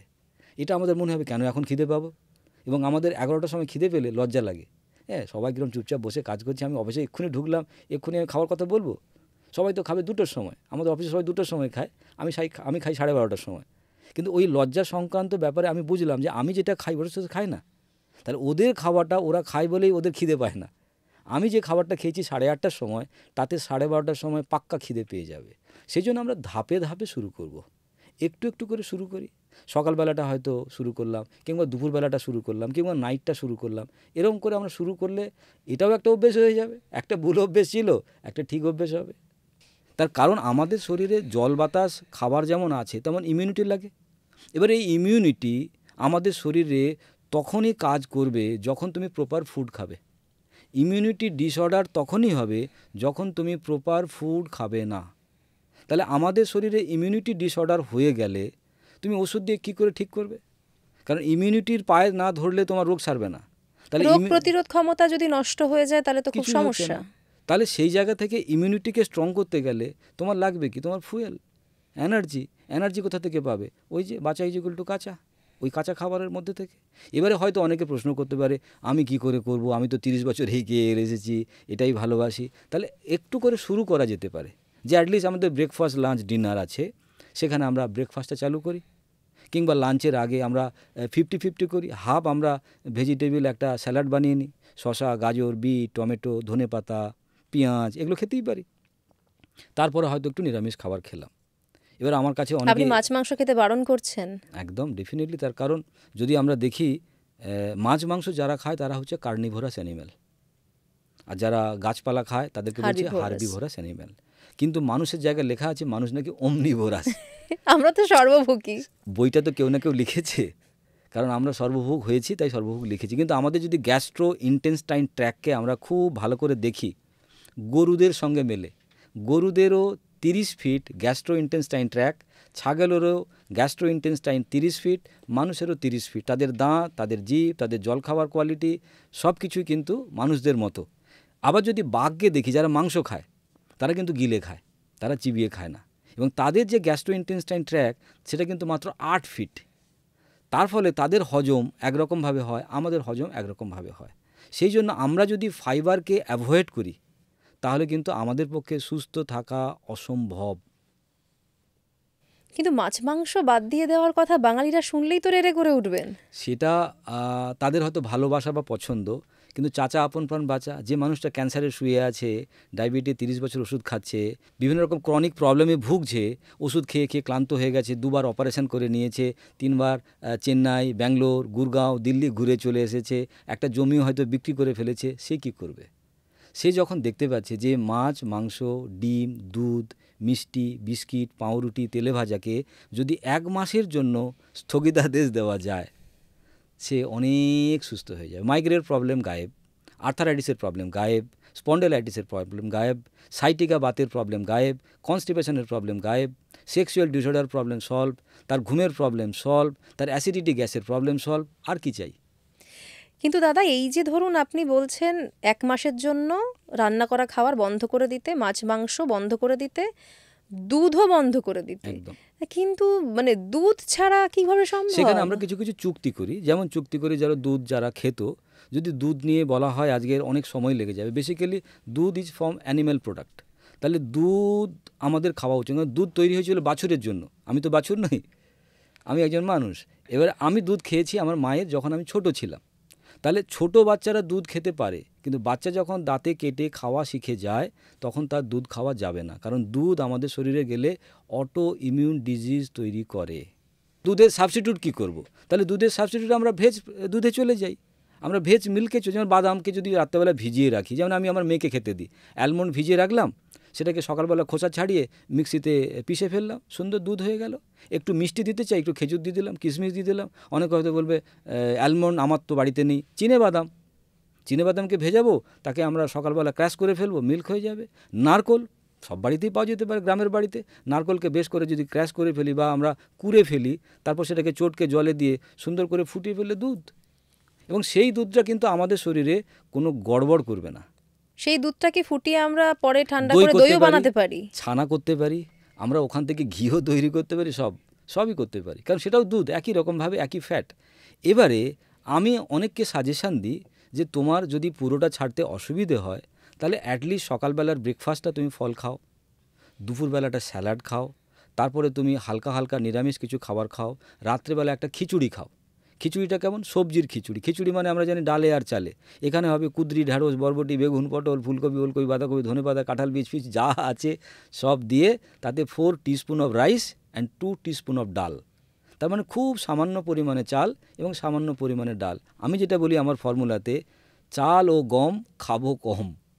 কেন চাল গম খাবো কম? তার কারণ চাল হচ্ছে সিম্পল কার্বোহাইড্রেট, চালের থেকে ভাত, মুড়ি, চিড়ে যা কিছু হয়, গম থেকে রুটি, পরোটা সব কিছু কিন্তু সিম্পল কার্বোহাইড্রেট। এবার সিম্পল কার্বোহাইড্রেট আমাদের শরীরে গেলে আমাদের কাজ কমে গেছে, তো ন্যাচারালি আমাদের শরীরে আবার সেই ক্যালোরি, সেই গ্লাইসেমিক ইন্ডেক্স বেড়ে যাবে, তার ফলে আমি ফ্যাটি লিভারের পেশেন্ট হয়ে যাব। ফ্যাটি লিভারের পেশেন্ট হয়ে গেলে 8,500 রোগ আমার সঙ্গে চলে আসবে। সেই জন্য চাল গম খাবো কম। আর কি, এটা আঠা, যদি বেশি বেশি খাই আমার পেটে গিয়ে আটকে যাবে, কারণ ওখানে ধাক্কা দেওয়ার কেউ থাকবে না। তাহলে সেই জন্য চাল গমকে যত কম করে খাবো আমরা, তত আমাদের উপকার হবে, এটাই। মানে বর্তমানে যে বলছে গ্লুটেন ফ্রি খাওয়া দাওয়া, মানে সেটাকে কি আপনি সাপোর্ট করছেন? সেটা একটা সামান্য একটা বক্তব্য। গ্লুটেন ফ্রি ওই কারণেই, কারণ গ্লুটেন হচ্ছে আমাদের পেটে যে নাড়ি ভুড়ি 19-20 যদি বলি আমরা, গ্যাস্ট্রোইন্টেস্টাইন ট্র্যাক্ট, সেখানে গিয়ে আটকে যায়, তার ফলে কনস্টিপেশনের প্রবলেম। তখন ডাক্তারবাবু কাছে মুখ ভার করে গিয়ে বলছে, ডাক্তারবাবু আমার 4 দিন হয়নি, কিছু একটা করুন। ডাক্তারবাবু ক্যামেরা ফ্যামেরা দিয়ে দূরবীন লাগিয়ে বলছে ঠিক আছে এই ওষুধটা নিয়ে চলে যাও, কিন্তু সেটা তো সলিউশন নয়। কারণ দৈনন্দিন জীবনে আমি ওটাই তো খাবো, আবার এসে ওই ভাত, ওই রুটি, ওই পায়েস, সুতরাং ওটা আবার পেটে গিয়ে আটকে যাবে, সেখানে কোনো ফাইবার নেই। তাহলে আমরা ফাইবার ছাড়া বাঁচবো না, আর আমরা ফাইবার শরীরে দিচ্ছি না, সেটা যোগফল একটা মেডিকেল প্রবলেম। আপনি ধরুন মাছ মাংস খেতে বারণ করছেন, কিন্তু আপনি আবার বলছেন যে কাঁচা মানেই হচ্ছে বাঁচা। তো অনেক সময় আমরা দেখি, ধরুন চাইনিজ, জাপানিজদের যদি দেখি, তারা কিন্তু অনেক সময় কাঁচা মাছ মাংসও খান, মানে সেটা কি হেলদি?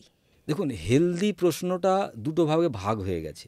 একটা মুখের রুচির জন্য হেলথ জুড়ে দিয়ে তাকে হেলথ বলছি। হেলথ মানে কিন্তু শরীর বলছে আমি খেলে যেটা সুস্থ থাকবো, দ্যাট ইজ হেলথ। তাহলে কাঁচা মাংস খেয়ে যদি সে সুস্থ থাকে অসুবিধে নেই, কিন্তু আমি যদি কাঁচা মাংস খেতেই না পারি, খেতে গিয়ে যদি আমার বমি হয়ে যায় তাহলে সেটা নিয়ে হেলথের প্রশ্ন কোথা থেকে আসছে? কারণ আমরা মাংস বেসিক্যালি খাই না। খুব ভালো করে যদি দেখি, মাংসতে নুন, গরম মশলা, এলাচ, ধনেপাতা, রসুন, আদা, পেঁয়াজ যদি না দেওয়া যায়, আজকে বাঙালিদেরকে যদি বলা হয় শুধু মাংস সেদ্ধ করে দেবো, খাবি ভাই? আমি বলতে পারি 90% লোক বলবে না, খাবো না, ওরকম মাংস খাওয়ার দরকার নেই। মাংসটা পুড়ে পুরো কালো হয়ে যাবে, রসুনের তন্দুরি। গন্ধ, পাড়াতে হ্যাঁচো হ্যাঁচো সিমলা মির্চি দিয়ে তৈরি করা হবে, গাল থেকে জল গড়াবে, চোখ থেকে জল বেরিয়ে আসবে, এটা আমরা পছন্দ করি। তাহলে এটাকে মাংস বলে, এটাকে প্রোটিন বলে আখ্যা দিয়ে প্রোটিনের বদনাম করে লাভ নেই। তার মানে এটা আমার জিভের জন্য। এবং এখানে আমি একটা জিনিস প্রয়োগ করি, জিভ হচ্ছে আমাদের মিটার শরীরের। যেমন আমাদের এখানে বসে আছি, এই যে কথা বলছি, ইলেকট্রিকের একটা মিটার ঘর আছে বাড়ির তলায়। যদি বেশি এসি চালাই, বেশি ফ্যান চালাই, তাহলে ওই মিটার ঘরে কিন্তু রিডিং হয়ে যাবে, বেশি মিটার চলেছে তোমার। ঠিক তেমনি আমাদের জিভ আমাদের শরীরের মিটার ঘর। তাহলে তুমি কত বেশি কারেন্ট পুড়িয়েছো, that is your diabetic, cancer, ulcer, jaundice, pharyngitis, meningitis. এই জন্য আমরা বলে থাকি জিভে পাপ। আচ্ছা, বা জিভে পাপ। লোভে পাপ। লোভ কোথা থেকে? লোভ মানে তো জীব। সেই জন্য লোভে পাপ, যেটা আমাদের বলা হয়েছে, আর পাপে মৃত্যু। মৃত্যু। দাদা, আপনাকে যা দেখতে পাচ্ছি আপনি প্রচণ্ড স্লিম অ্যান্ড ট্রিম একজন মানুষ, কেননা আপনি একেবারে কাঁচা খাবার খাচ্ছেন এতদিন ধরে। কিন্তু আমার এই প্রশ্নটা আসছেই মাথায়, আমাদের দেহে একটুও কি চর্বির প্রয়োজন নেই? এই প্রশ্নটা স্বাভাবিক, কিন্তু এই প্রশ্নটার উত্তরটা একটু যদি গুছিয়ে বলি, যদি জঙ্গলের গরুকে আমরা দেখি আমরা বুঝতে পারবো, আর আমাদের বাড়ির গরুকে যদি দেখি আমরা বুঝতে পারবো। জঙ্গলের গরু হাড়ের ওপরে মাংস, একদম ট্রিম অ্যান্ড স্লিম। আর বাড়ির গরুগুলো হাইব্রিড, নধর কান্তি। আজকের সোসাইটি কিন্তু হাইব্রিড। বেগুন বড় বড়, পটল বড় বড়, তরমুজ বড় বড়, কলা বড় বড়, এবং মানুষও ফোলা ফোলা, সব ওবেস, সব ট্রিপল এক্স। মানে আমি আমেরিকা থেকে যখন জামা কিনতে গেছি তখন পাচ্ছি না, কারণ সব তো মোটা সোটা। আমাকে বলছে আপনি চাইল্ড সেকশানে চলে যাবেন। আমি চাইল্ড সেকশান থেকে আমার ব্লেজার কিনে নিয়ে এসেছি, কারণ ওদের বাচ্চারা আমাদের সমান, মানে আমার সমান। তো সেই উত্তরটা হচ্ছে, যদি তোমার শরীরে ইমিউনিটি পাওয়ার ঠিক থাকে, ইমিউনিটি তোমার রোগ প্রতিরোধ, ঠান্ডা লাগুক, বর্ষা হোক। কারণ আমি আজকে 15 বছর অসুস্থ হইনি, কিন্তু অনেক মোটা মানুষ করোনাতে অসুস্থ হয়েছে, বাড়ি চলেও গেছে। তাহলে আমার তো শরীর খারাপ হওয়া উচিত ছিল, সর্দি লাগা উচিত ছিল। সিজন চেঞ্জ হলে লোকের কাশি, সর্দি। আমার অফিসে একজন একটু মোটা মতো মানুষ, তিনি আছেন আমার সঙ্গে, তার সর্দি খুব লেগে যায়, আর আমি তো একদম পাতলা, আমার সর্দিই লাগে না। কারণ কি? তার ইমিউনিটি পাওয়ার কোথাও না কোথাও পড়ে আছে। তাহলে immunity is the essential for your good health. সেখানে মোটা বা ফ্যাট, এটা আমাদের একটা খাওয়ানো শব্দ, আর কিছুই নয়। কিন্তু আপনি যা বলছেন দাদা, তাহলে আমাদের কিন্তু আরও 100 বছর পিছিয়ে যাওয়া উচিত, সেখানে গিয়ে আবার নতুন করে শুরু করতে হবে। আমরা কিছু ভুল করি, তার জন্য ভুলের শাস্তি পাই। এবারে সেটা পিছিয়ে যাওয়া না আরও সুন্দর করে আমাদেরকে মেনে নেওয়া। তার কারণ একটা ভালো জিনিসের জন্য পিছিয়ে যাওয়া আর একটা খারাপ জিনিসের জন্য এগিয়ে যাওয়া, কোনটাকে তুমি মান্যতা দিতে চাও? আজকে আমার জায়গা থেকে 50 ইয়ার্স ওল্ড আমি মান্যতা দিই সেই জিনিসগুলো যেটা মানুষকে বাঁচিয়ে রাখে।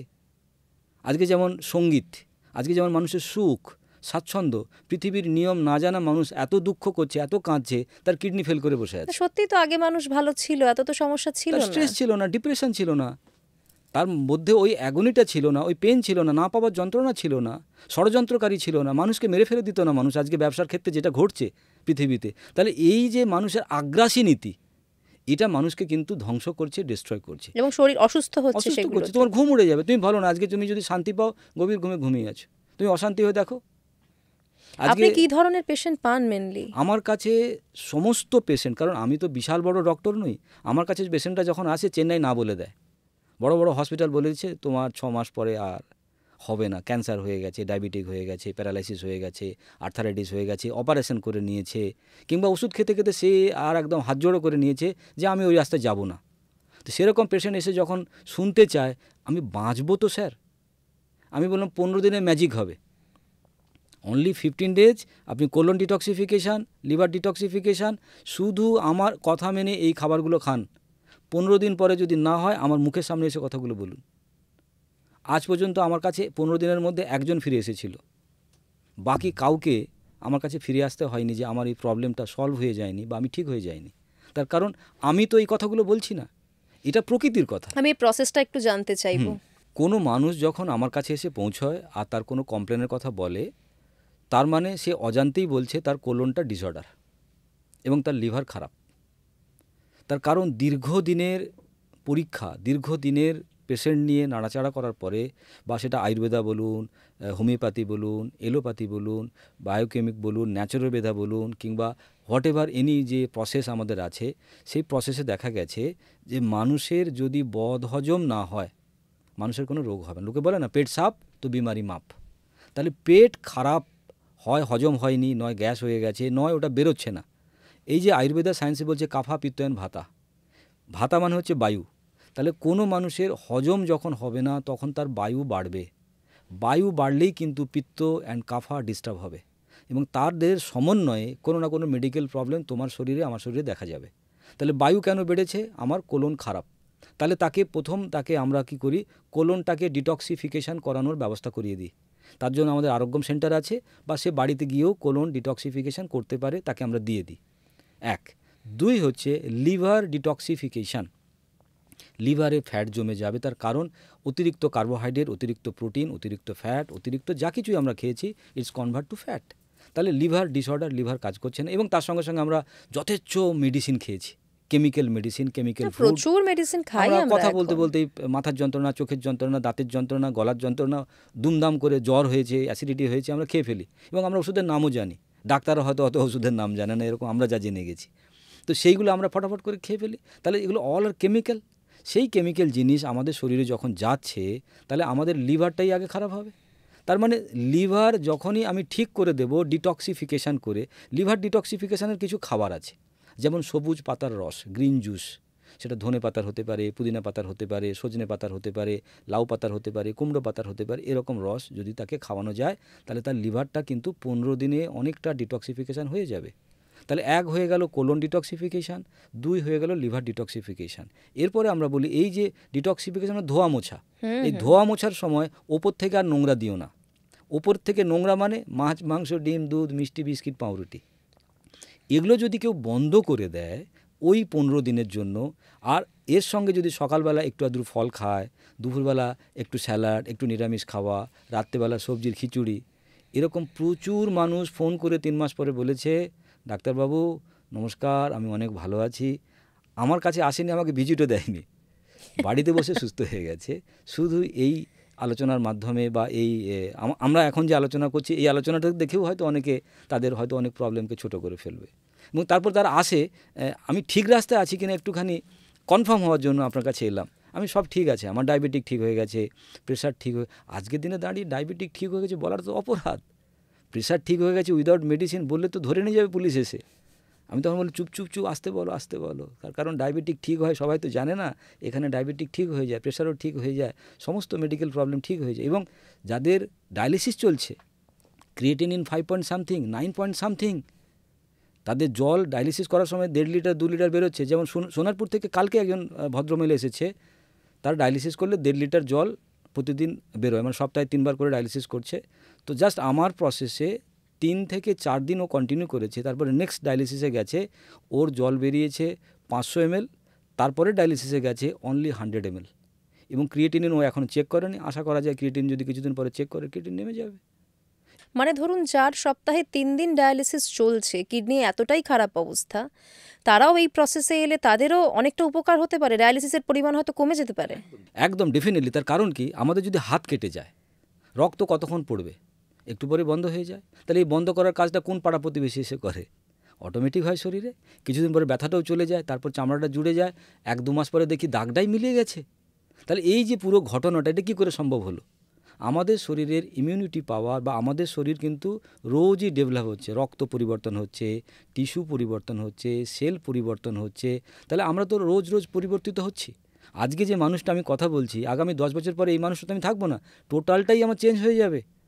তাহলে সেই পরিবর্তনের সময় যদি আমি আমার ফুড, আমি আমার জীবন, আমি আমার লাইফস্টাইলকে যদি বদলে রাখি, তাহলে 10 বছর পরে যে নতুন মানুষটা হবে, সে কিন্তু নতুন মানুষই হবে।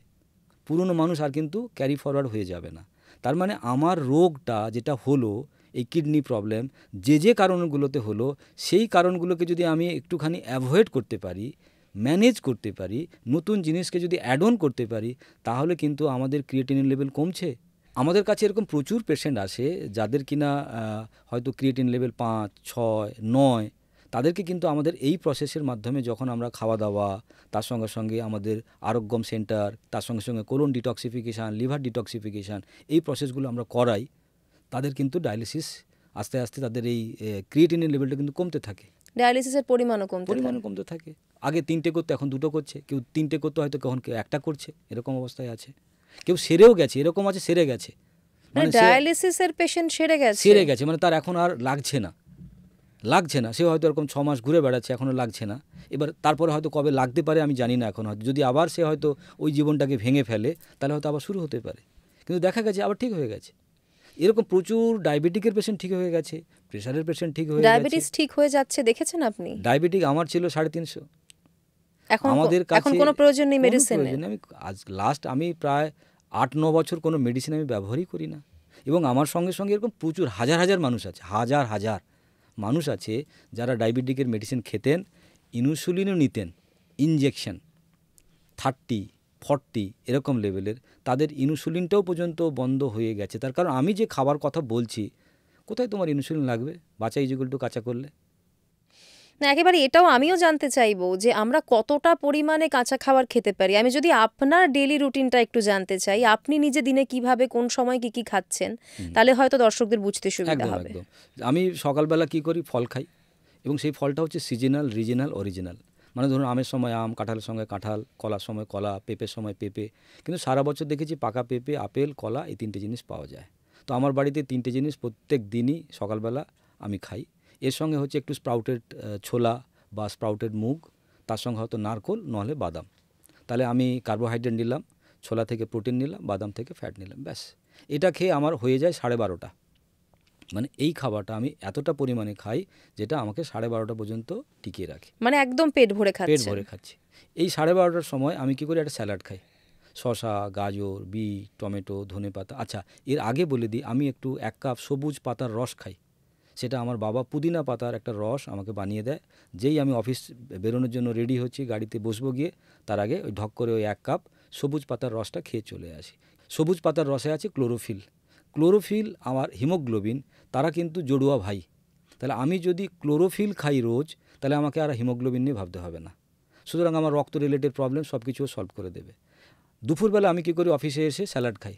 সেই স্যালাডে আমি ছোলা দিই, কখনো বড় ছোলা দিই, কখনো ছোট ছোলা দিই, 2টো শসা, 2টো গাজর, 1টা বিট, 2টো টমেটো, 1 বান্ডিল ধনেপাতা, 1টা পেঁয়াজ, বেশ করে ছোট ছোট করে কুচিয়ে ঘষে করে আরাম করে খাই। কিন্তু সেটাতে তো আপনি নুন দিচ্ছেন না। হালকা, খুব সামান্য নুন দিই, খুব সামান্য। মাঝে মাঝে যদি ইচ্ছে করে দিই, আগে দিতাম, এখন আর দিতে হয় না, কারণ নুনটা লাগে না, নুনটা বেশি লাগে, অভ্যেস হয়ে গেছে। এরপরে এক ডাল সেদ্ধ খাই। মানে এই স্যালাডটা খাওয়ার পরে একটা বাটি ডাল সেদ্ধ, জাস্ট একটা মুসুর ডাল সেদ্ধ করে দেয় আমাকে, তাতে একটা লঙ্কা দেওয়া থাকে আর 2 ফোঁটা তেল দেওয়া থাকে। সেই লঙ্কাটা বেশ চামচ দিয়ে ওই ডালের সঙ্গে ঘষে দিলে একটা বেশ লঙ্কার গন্ধ আসে, খুশবু আসে, সেটা দিয়ে আমি আরাম করে খেয়ে নিই। এরপরে একটা গ্রিন টি, ব্যাস। এটা হয়ে গেল আমার দুপুরবেলার খাবার। এরপরে 4টের সময় কখনো আমি একটা আপেল খাই, কখনো আমি হয়তো কয়েকটা বাদাম খাই বা একটু ছোলা খাই, ব্যাস। রাত্রিবেলা বাড়িতে গিয়ে সবজির খিচুড়ি খাই। সবজির খিচুড়ি কীভাবে বানাই, যে বলছিলাম, কুঁদরি, ঢ্যাঁড়স, বরবটি, বেগুন, পটল, ফুলকপি, বাঁধাকপি, ধনেপাতা, যত সবজি আছে সেগুলোকে কুচি করে দেওয়া হলো। তার সঙ্গে 4 চামচ বার্লির দানা দিই। কারণ ওই যে ফর্মুলা ছিল চাল ও গম খাবো কম, আমি একদম বন্ধই করে দিয়েছি। তার জায়গায় রিপ্লেস করেছি বার্লির দানা। কেউ মিলেট নিতে পারে, কেউ কুইনোয়া নিতে পারে, আমি বার্লির দানা নিই। এখন তো অনেক রকম অপশন আছে, আমি বার্লির দানা নিই আর 2 চামচ তাতে আমি ডাল দিই। এরপরে হয়তো একটু ইচ্ছে করছে, হয়তো একটু কিছু খেতে, মুখটাকে বদলাতে, হয়তো 2টো অ্যালমন্ড খেয়ে নিলাম, হয়তো একটা কিশমিশ খেয়ে নিলাম, এরকম আর কি। একটা খেজুর হয়তো খেয়ে নিলাম, যেরকম স্টার্টার হিসেবে থাকে যেরকম, সেরকম একটু খেয়ে ব্যাস হয়ে গেল। এটাই আমার গত 4 বছরের এই ফুড প্যাটার্ন। আর যদি বাইরে যাই তাহলে কি করি, সকালবেলাও ফল খাই, দুপুরবেলাও ফল খেয়ে নিই। রাত্রিবেলা হোটেলের রুমে গিয়ে তখন হয়তো ওই খিচুড়িটা না পেলে তখন হয়তো স্যালাড দিয়ে হালকা কিছু হয়তো একটু কার্বোহাইড্রেট নিয়ে নিলাম। তাতে কি হলো, পেটও ভরলো আর আমার কোনো অসুবিধাও হলো না। এটাই আমার রুটিন চলছে, এবং এই রুটিনটাই আমি সবাইকে প্রেসক্রাইব করি। মানে এই রুটিনটায় থেকে আপনার গত 4 বছরে কোনো রকম কোনো অসুস্থতা হয়নি? আমার গত 4 বছর নয়, 15 বছর আগে যে প্রবলেমটা হতো, মেট্রো রেলে উঠলে শ্বাসকষ্ট হতো, মানে এসি গাড়িতে উঠলে সাফোকেশন হতো, আমি দম নিতে পারতাম না, এতটাই অ্যাসিডিটি। গলার মধ্যে এমন একটা সবসময় টক টক স্বাদ, আর বুকের মধ্যে আমার একটা হাত সবসময় থাকতো যে এই মনে হয় হাতটা বন্ধ হয়ে যাবে, গ্যাসটাকে ঠেলে নামাতে হবে, মানে একটা পিন ফোটানোর মতো ওখানে ব্যথা। রাত্রিবেলা হয়তো 10 বার 12 বার ঘুম ভেঙে যেত, বারবার টয়লেটে ছুটতে হতো, মানে আমার জন্য একটা স্পেশালি টয়লেট রাখতে হতো যে ওই টয়লেটে কেউ যাবে না, মানে আমার পেলেই যেতে হবে, মানে এরকম অবস্থা।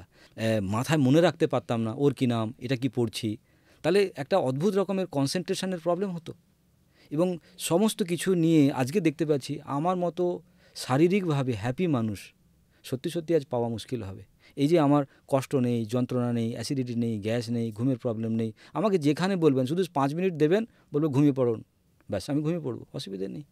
এবং আমার শরীর সম্বন্ধে কোনো টেনশন নেই, হার্ট অ্যাটাক হয়ে যাবে, যদি আমার হার্ট অ্যাটাক হয়ে যায় আমার বাড়িতে ওই ওষুধটা তো রাখা নেই। মানে আপনি কখনো টেস্ট করিয়ে দেখেছেন, নিজের টেস্ট করিয়ে দেখেছেন যে আমরা তো বছরে একটা টেস্ট করাই একবার অন্তত, ফুল বডি চেকআপ বা এই জাতীয় কিছু যখন আমি এই ফেজটাতে ছিলাম তখন আমি ঘন্টায় ঘন্টায় টেস্ট করতাম, ঠিক করছি তো, কারণ আমাকে তো কোনো গাইড দেওয়ার কোনো লোক ছিল না যে তুমি ঠিক করছো, এটা ভুল করছো, ওটা প্রতিটা খাবারকে সুচ ফুটিয়ে চেক করে দেখতে হতো প্রতিটা খাবারকে। এরপরে যখন চেক করতে করতে একটা ম্যানিয়া হয়ে গেল, তখন বুঝতে পারলাম আমার শরীর বলছে আমার ঠিক আছে, ঘুম থেকে উঠে আমার শরীর এনার্জি ঠিক আছে, ঘুমোতে যাওয়ার ঠিক আছে, তাহলে আমি পরীক্ষা করে নিজেকে এত মানসিক যন্ত্রণা দিচ্ছি কেন? যদি কিছু হওয়ার থাকে হবে, না হওয়ার থাকে না হবে। আমি তো ধর্ম মেনেই চলছি, কারণ ধর্ম মানলে ধর্ম তাকে পুরস্কার দেয়, আর ধর্ম না মানলে ধর্ম তাকে সাজা দেয়, এটা ধর্মের নিয়ম। আমরা এই ধর্ম মানি না, কিন্তু কাঁদতে থাকি, যন্ত্রণায় ছটফট করতে থাকি, আমরা বুঝতে পারি না যে আজকের কোন ধর্মটা ভেঙেছি। আজকে আমি কোনো না কোনো ধর্ম ভেঙেছি বলেই কষ্ট হচ্ছে। আমার ফিজিক্যাল কষ্ট ছিল প্রকৃতির ধর্ম না মানা, ওই কোল্ড ড্রিঙ্কসটা খাওয়া, ওই বিরিয়ানিটা খাওয়া, বিকেলবেলা হলে তেলে ভাজা কোথায় আছে খুঁজে নিয়ে এসো, রাত্রিবেলা হলে একদম ওই মাংস লাগবে, ভেটকি মাছ লাগবে, নাহলে আমার হবে না, নর্মাল খাওয়া যায় নাকি, আর আইসক্রিম খেতে হবে পেট ভরে, এগুলো আমার দৈনন্দিন জীবনের খাবার ছিল। কিন্তু সেই খাবারগুলোকে যখন আমি হাত জোড়ো করে ছেড়ে দিতে পেরেছি এবং তার লোভ মায়া আর আসে না, কারণ কি এখনের যে আনন্দ, বা কাঁচা শশার যদি কেউ স্বাদ পেয়ে যায়, পাকা আপেলের যদি কেউ স্বাদ বুঝতে পারে, পাকা কলার যদি কেউ স্বাদ প্রকৃত বুঝতে পারে, সে বলবে মাংস তো অত বিচ্ছিরি খাবার কি করে যে মানুষ খায় আমি জানি না। আগে আমিই খেতাম, কিন্তু মাংস খাওয়ার পরে কলা খেলে তার যে টেস্ট, উফ, একটা অদ্ভুত রকম যেন মনে হয় এগুলোকে যেন শ্রীফল বলে, পুজোতে দেওয়া হয় ফলগুলোকে, কারণ এটার যে টেস্ট, এটার যে ব্যালেন্স, মিষ্টি কেমন, টক কেমন, কষ কেমন, নুনটা কেমন, ঠিক বলে বোঝানো যাচ্ছে না, অদ্ভুত একটা ব্যালেন্স।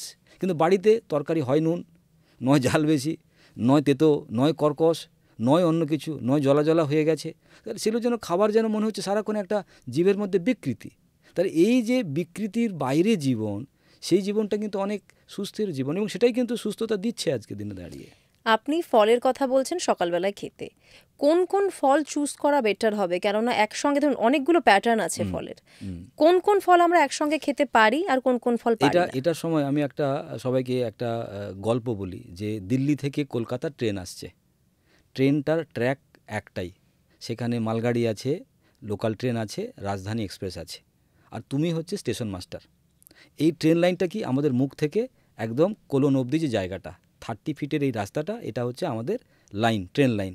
তাহলে একজন স্টেশন মাস্টার, আমি কোন কোন ট্রেনকে আগে ছাড়বো? যদি ভুল করে আমি মালগাড়ি ছেড়ে দিই, তাহলে কি মালগাড়ি তো আস্তে যাচ্ছে, এরপর যদি রাজধানী ছেড়ে দিই, সে তো হুড়মুড় করে মালগাড়ির উপর উঠে যাবে, অ্যাক্সিডেন্ট হয়ে যাবে। অ্যাক্সিডেন্ট মানে অ্যাসিড, অ্যাক্সিডেন্ট মানে গ্যাস। ফলের মধ্যে রাজধানী এক্সপ্রেসকে যত টক ধরনের ফল, মানে সে কমলালেবু হতে পারে, আনারস হতে পারে, মুসুম্বি হতে পারে, কারণ এরা পাক্কা 2 ঘন্টায় হজম হয়ে বেরিয়ে যাবে, ডাইজেশন হয়ে যাবে। এরপরে মিষ্টি ফল হচ্ছে আমাদের লোকাল ট্রেন, আর মালগাড়ি হচ্ছে পেয়ারা, কস পেয়ারা, ঠিক আছে। তার মানে ঘুম থেকে উঠে প্রথমে টক ফল খাবো? প্রথমেই সকালবেলা খালি পেটে মুসুম্বি, আমাদের বাড়িতে মশারির ভেতরে মুসুম্বি দিয়ে চলে যায়, ঘুম থেকে ওঠো ওখানেই মুসুম্বি। আমার মেয়ে তো গ্লাসটা হাত বাড়িয়ে দেওয়া হয়, মানে সে জুস খায়, কারণ তার ওসব ছোবড়া ফোবড়া অত, এখনকার বাচ্চারা সবাই তাই। তো ন্যাচারালি আজকে লাস্ট 9-10 বছর সে ওই মুসুম্বির রস সকালবেলা ঘুম থেকে উঠে তাকে দেওয়া হয়, এবং আমাদের বাড়িতে প্রত্যেকে 2টো করে মুসুম্বি আমরা চিবিয়ে ছোবড়া সদ্য খাই। এটা হচ্ছে প্রথম, কারণ রাজধানী এক্সপ্রেস। অ্যাসিডিটি হবে না? মুসুম্বি খেলে, সাইট্রাস ফল সকালবেলা খেলে অ্যাসিডিটি হবে না, বরং অ্যাসিডিটি কমে যাবে, কারণ আমি তো অ্যাসিডিটির পেশেন্ট ছিলাম, তাহলে সকালবেলা মুসুম্বি খেলে আমার অ্যাসিড কেটে যাবে, এটা কেউ জানে না। কিন্তু সকালবেলা যদি আমি কস ফল খাই তাহলে কিন্তু মুশকিল আছে, আমি যদি কালো জাম খেয়ে ফেলি, আমি যদি পেয়ারা খেয়ে ফেলি, অ্যাসিড করে যাবে। আর আমাদের বাঙালি তো আরও অন্যরকম, তারা বলে ভরা পেটে ফল, হ্যাঁ, খালি খালি পেটে পেটে জল। জল। এরপরে আমি দুটো লাইন জুড়েছি যেটা সবাই মুছে দিয়েছিল, দলে দলে হসপিটালে চল, তারপরে শ্মশান ঘাটে চল।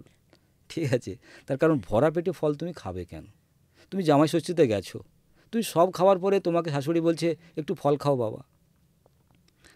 পুরো খাবারটা কার্বোহাইড্রেট, তারপরে ফল মানে ফ্রুক্টোজ। তাহলে ফ্রুক্টোজ আর কার্বোহাইড্রেট মিশলে তোমার শরীরে তৈরি হবে অ্যালকোহল, সে ক্রিয়েট করবে গ্যাস। তাহলে তোমাকে কিন্তু হসপিটালে সন্ধ্যেবেলা নিয়ে যেতে হবে। আজ থেকে 2 লক্ষ বছর আগে যদি তুমি আমার সঙ্গে জন্মাতে, তুমি আম গাছে বসে আছো, আমি কাঁঠাল গাছে বসে আছি, তাহলে তুমি আম পেড়ে খাচ্ছ, আমি কাঁঠাল পেড়ে খাচ্ছি। তাহলে সেদিনের এই প্রশ্নগুলো তো করতে পারতাম না।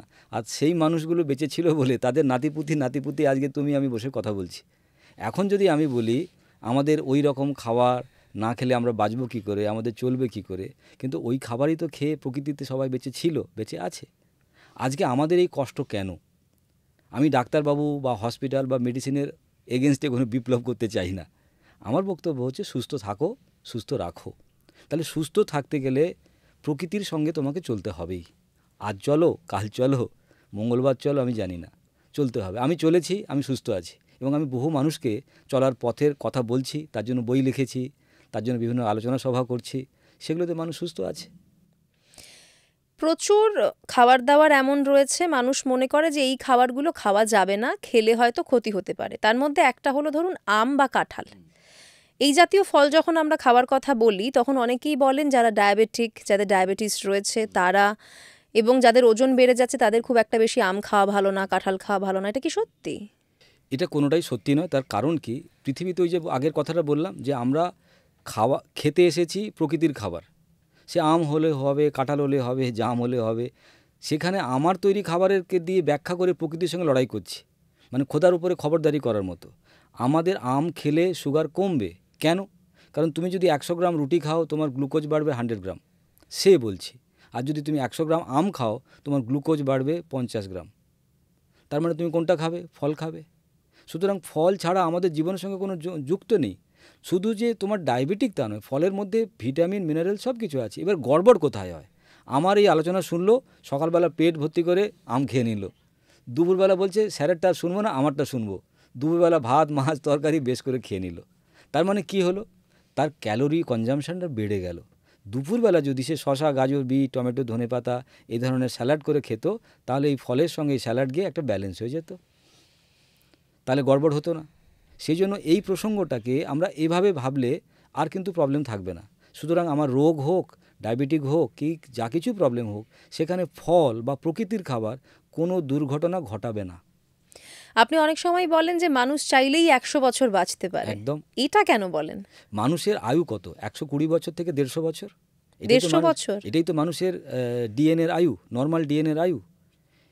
আজকে যদি আমরা দেখে নিই, আমাদের পৃথিবীতে এরকম অনেক মানুষ বেঁচে আছে, তারা সুস্থভাবেই আছে, নিরোগভাবেই আছে।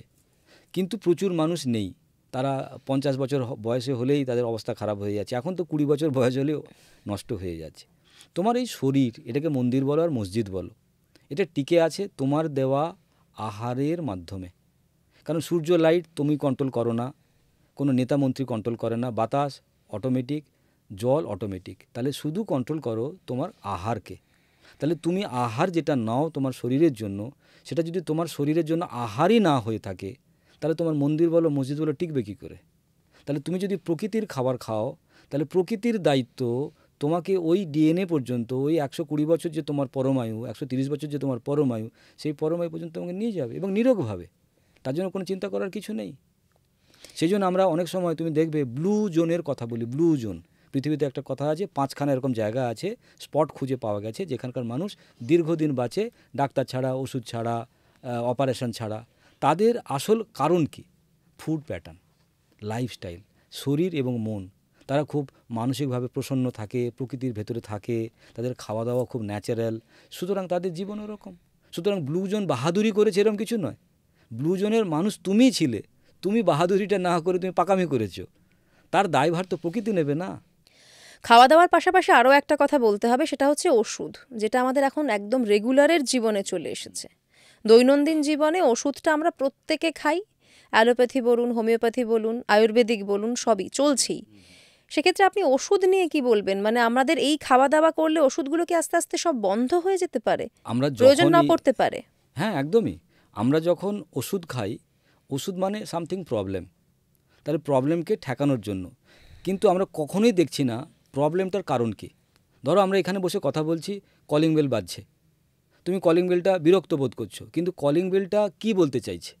বাইরে কেউ দাঁড়িয়ে আছে, তাহলে কলিং বেল বিরক্তিকর কারণ নয়। তুমি দরজা খুলে দিলে বাইরের কেউ লোকটা তোমার বাড়ির ভেতরে চলে আসবে, তাহলে শরীরও কিছু বলছে, ইন্ডিকেশান দিচ্ছে। তুমি ওষুধ খেয়ে বলছো জ্বর, তুমি চলে যাও, ব্যথা তুমি চলে যাও। আরে ব্যথা বলছে লুক অ্যাট মি, আমাকে দেখো ভাই, আমাকে দেখো, এখানে আমার একটা কষ্ট হচ্ছে, অসুবিধা হচ্ছে। সেই কষ্টটাকে আমরা কি বলছি, তোমার কষ্ট আমি দেখবো না। জ্বর কি আমাদের ইমিউনিটি পাওয়ার নিজে নিজে ডেকে নিয়ে এসেছে। আমাদের শরীরে অদেখা একটা ভাইরাস ঢুকে পড়েছে, আমরা জানি না, শরীর জানে। তাহলে শরীর কত বড় আমার বন্ধু, সে নিজে নিজেই 98 ডিগ্রি ফারেনহাইট থেকে 102 103 ডিগ্রি করে দিয়েছে, যাতে ওই ভাইরাসটা মারা যায়। তুমি বলছো ডাক্তারবাবু আমাকে ওষুধ দাও, আমি সঙ্গে সঙ্গে জ্বরের ওষুধ খেয়ে কী করছি, আমার জ্বরকে নামিয়ে দিচ্ছি। তাহলে আমি শরীরের বন্ধু কোথায়? তাহলে ওষুধ আমি খাচ্ছি যখন, এই চটজলদি ঠিক হওয়ার প্রসেসটাই আমাদেরকে আরও বেশি রোগী করছে। তোমার শরীরে কোনো রোগ মানেই তুমি জানবে কোলন ডিস্টার্ব। কিন্তু জ্বর হলে কি করব তখন? আমরা ওষুধ খাবো না? জ্বর হলে অপেক্ষা করো। জ্বরকে যদি তুমি নিয়ন্ত্রণ করার চেষ্টা করো ওষুধ দিয়ে, দেখো জ্বর তোমার কিন্তু বেড়ে যাবে। যে জ্বরটা 2.5 দিন পরে বা 2 দিন পরে কমে যেত, সেই জ্বরটা টেনে নিয়ে যাবে 7 দিন, সেই জ্বরটা টেনে নিয়ে যাবে 15 দিন। তাহলে ওষুধ খেয়ে তুমি কী বাহাদুরি করলে? তাহলে জ্বর যখন হবে, প্রথম তুমি কাজ করো, খাওয়া দাওয়া বন্ধ করো। কারণ কি, তোমার খাওয়া দাওয়া বন্ধ করলে তোমার শরীরের কলকারখানা যারা ছিল, গ্যাস্ট্রোইন্টেস্টাইন ট্র্যাক্ট, তারা রেস্ট পাবে।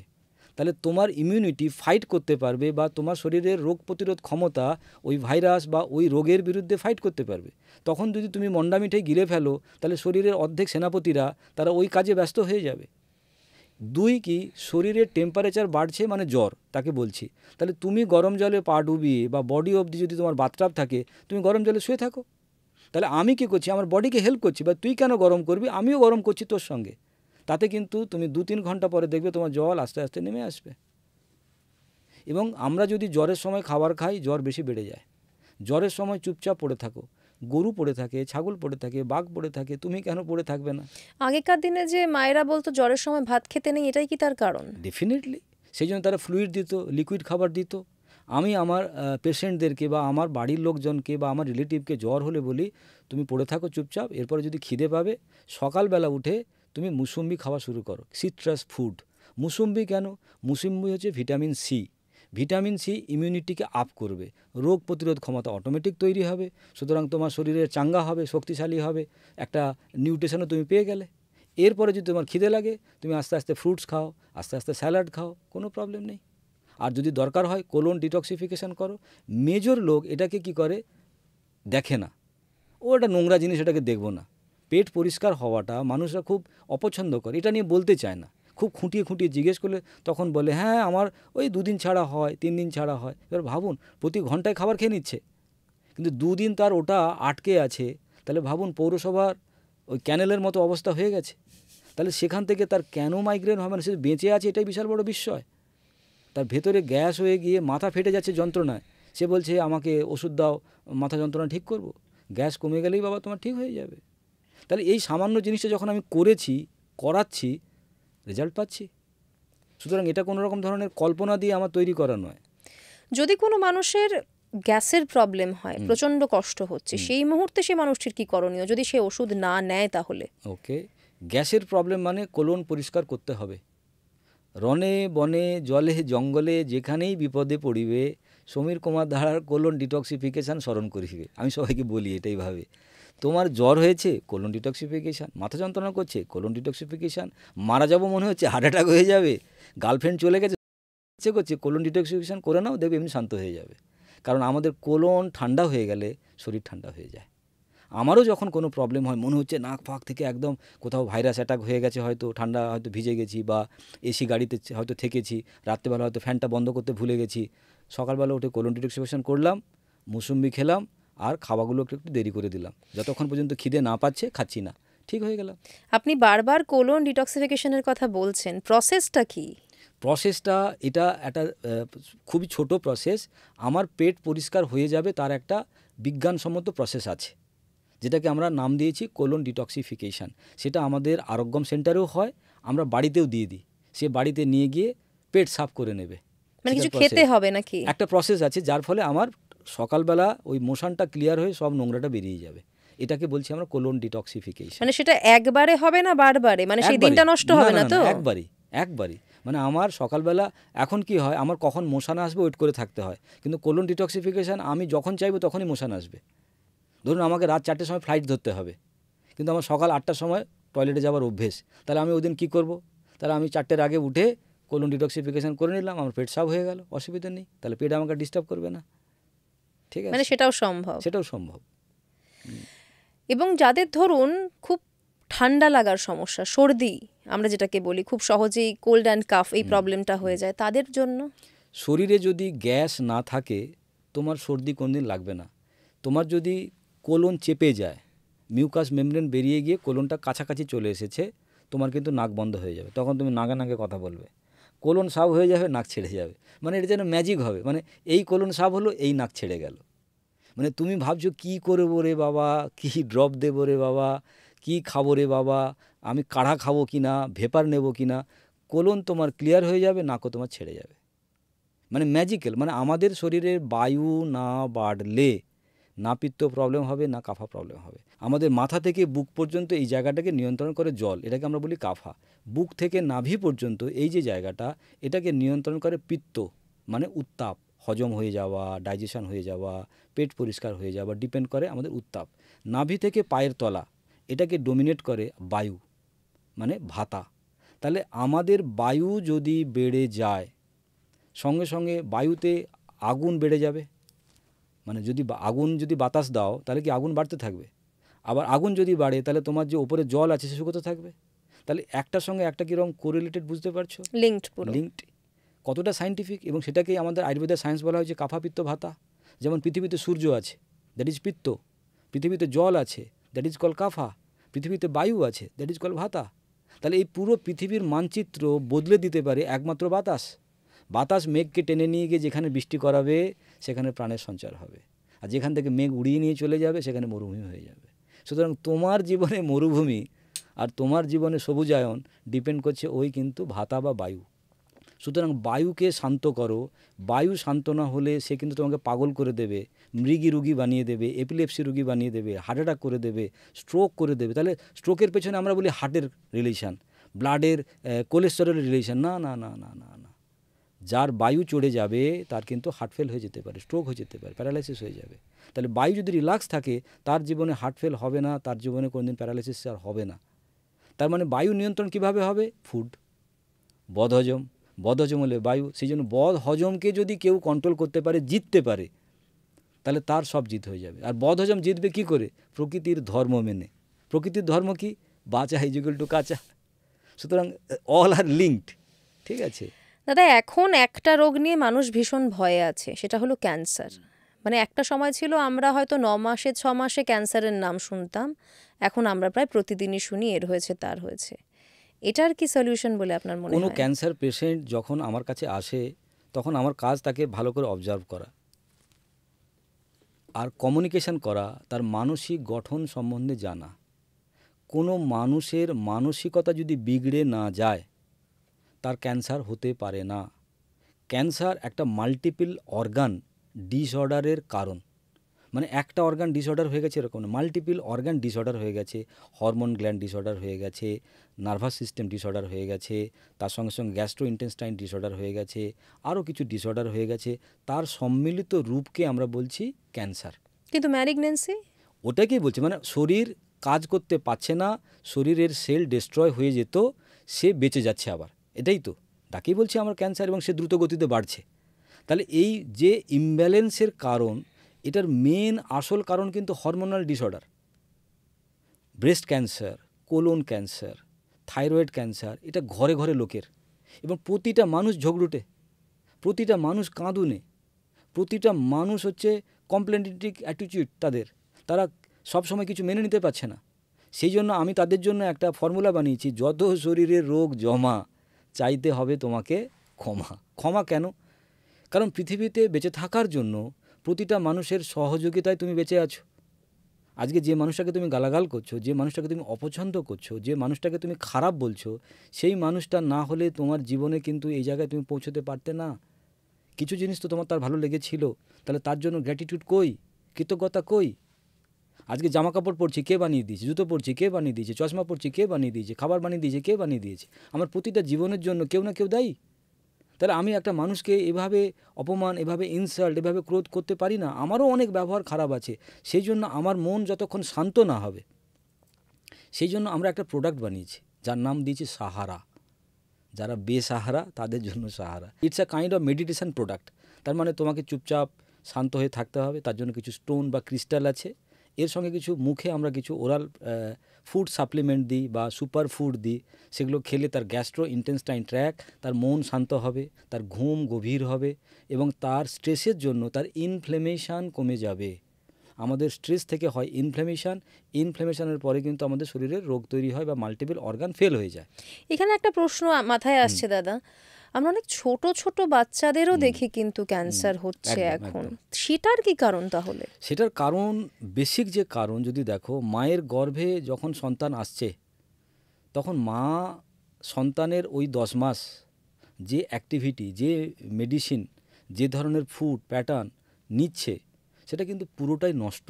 কারণ এখন ম্যাক্সিমাম মায়েরা চাকুরিজীবী, বাইরের খাবার খেয়ে অভ্যস্ত হয় এবং ওই সময় তাকে ঠুসে খাওয়ানো হয়, তোমার সন্তান আসছে তুমি বেশি করে মাছ, মাংস, ডিম এগুলো খাও, তার সঙ্গে সঙ্গে ক্যালসিয়াম খাও, ভিটামিন খাও, মিনারেলস খাও, টিকা নাও, ইঞ্জেকশান নাও। এত টিকা, এত ইঞ্জেকশান, এত ট্রিটমেন্টের গাইড থাকতো না। একটা মানুষ ন্যাচারালভাবে গ্রোথ হতো এবং কোনো বাচ্চা সার্জারি ছাড়া, সিজার ছাড়া হচ্ছে না এখন। নর্মাল বাচ্চা তো ভুলেই গেছি। এবং এই সার্জারি বা সিজার করার জন্য আমাদের আরও বেশি করে মেডিসিন নিতে হচ্ছে। তাহলে সেই বাচ্চাটা কৃত্রিম উপায়ে তৈরি হচ্ছে, কৃত্রিম উপায়ে পৃথিবীতে আসছে এবং তোমার এনভায়রনমেন্টটা টোটালটা কৃত্রিম। তোমার বাড়িতে শুধু রেডিয়েশন আর রেডিয়েশন, টিভি, মোবাইল, একটা মোবাইল নেই, 3-4টে মোবাইল, ল্যাপটপ, এবং সেটা বাচ্চার বিছানাতেই রাখা আছে, বাচ্চার বিছানাতেই সেটা রাখা আছে। সুতরাং এই যে জিনিসটা, এবং মা যখন তাকে দুধ খাওয়াচ্ছে, মা কি খাবারটা খাচ্ছে? সে তো ওই ক্যান্সার খাবারটাই খাচ্ছে। ওই ধরনের তেলে ভাজা, ওই ধরনের পিজা, ওই ধরনের বিস্কিট, ওই ধরনের কেক, ওই ধরনের চকলেট, মুড সুইং হচ্ছে চকলেট খাচ্ছে। চকলেট অল আর মোম, অল আর কেমিক্যাল। তাহলে এই খাবারগুলো খেয়ে তুমি একটা বাচ্চাকে সৃষ্টি করছো, তাহলে সেই বাচ্চাটা কিভাবে সুস্থ থাকবে? এবং তারপরে মাথার যন্ত্রণা, ওষুধ খাচ্ছি, দাঁতের যন্ত্রণা, ওষুধ খাচ্ছি, পেটের যন্ত্রণা, ওষুধ খাচ্ছি, মন খারাপ, ওষুধ খাচ্ছি। তাহলে সেই সমস্ত যোগফল অফ কেমিক্যাল তোমার ছেলেটা বা তোমার ওই সন্তানটা, তাহলে তার ওই কারণেই সলিউশন তার মানে আপনি বলছেন সেই কাঁচা খাওয়াই, তাই তো? সলিউশন প্রকৃতির কাছে থাকা। যেমন জারোয়ারা তুমি যদি দেখো তারা প্রকৃতির সঙ্গে আছে, হসপিটাল ছাড়া, ডাক্তার ছাড়া। যেমন আমরা বললাম ব্লু জোন সায়েন্সের কথা, এরকম 5টা স্পট যেখানে কিনা মানুষ দীর্ঘজীবন সুস্থ থাকতে পারে। প্রকৃতির সঙ্গে তোমার অ্যালাইনমেন্ট, প্রকৃতি তোমার জীবন। তুমি প্রকৃতি থেকে তাড়িয়ে, প্রকৃতি থেকে ভাগিয়ে তুমি নিজে একটা দুনিয়া বানানোর চেষ্টা করছো। সেই দুনিয়া হয়তো তোমার বাস্তব জীবনে তোমাকে গাড়ি দিয়েছে, বাড়ি দিয়েছে, ল্যাপটপ দিয়েছে, মোবাইল দিয়েছে, কিন্তু আজও তো তোমাকে প্রকৃতির কাছে যেতে হয় 9 মাস 10 দিনের জন্য। আজও তোমার রক্ত লালই আছে, আজও তো তোমার মৃত্যু হয়, মৃত্যুকে তুমি তো আটকাতে পারোনি। তাহলে এই যে জিনিসগুলো, এটা কি দেখে বুঝতে পারছি না? আমরা অনেক আবিষ্কার করে এগিয়ে গেলেও প্রকৃতির কাছে আজও বাধা আছি। তাহলে এই বন্ধন যত গভীর হবে তত আমি সুস্থ হব, আর এই বন্ধন যত ক্ষীণ হবে তত আমি অসুস্থ হব। দাদা, অনেক নতুন নতুন বিষয় জানতে পারলাম। জানি না এটা রিয়েল লাইফে কতটা অ্যাপ্লাই করতে পারবো, কিন্তু অনেকটা অ্যাপ্লাই করাই যায় চেষ্টা করলে। আপনি খুব ভালো থাকবেন, আশা করি আবারও দেখা হবে, অনেক কিছু জানতে পারবো। নমস্কার, আপনাকে অনেক ধন্যবাদ। অনেক ধন্যবাদ।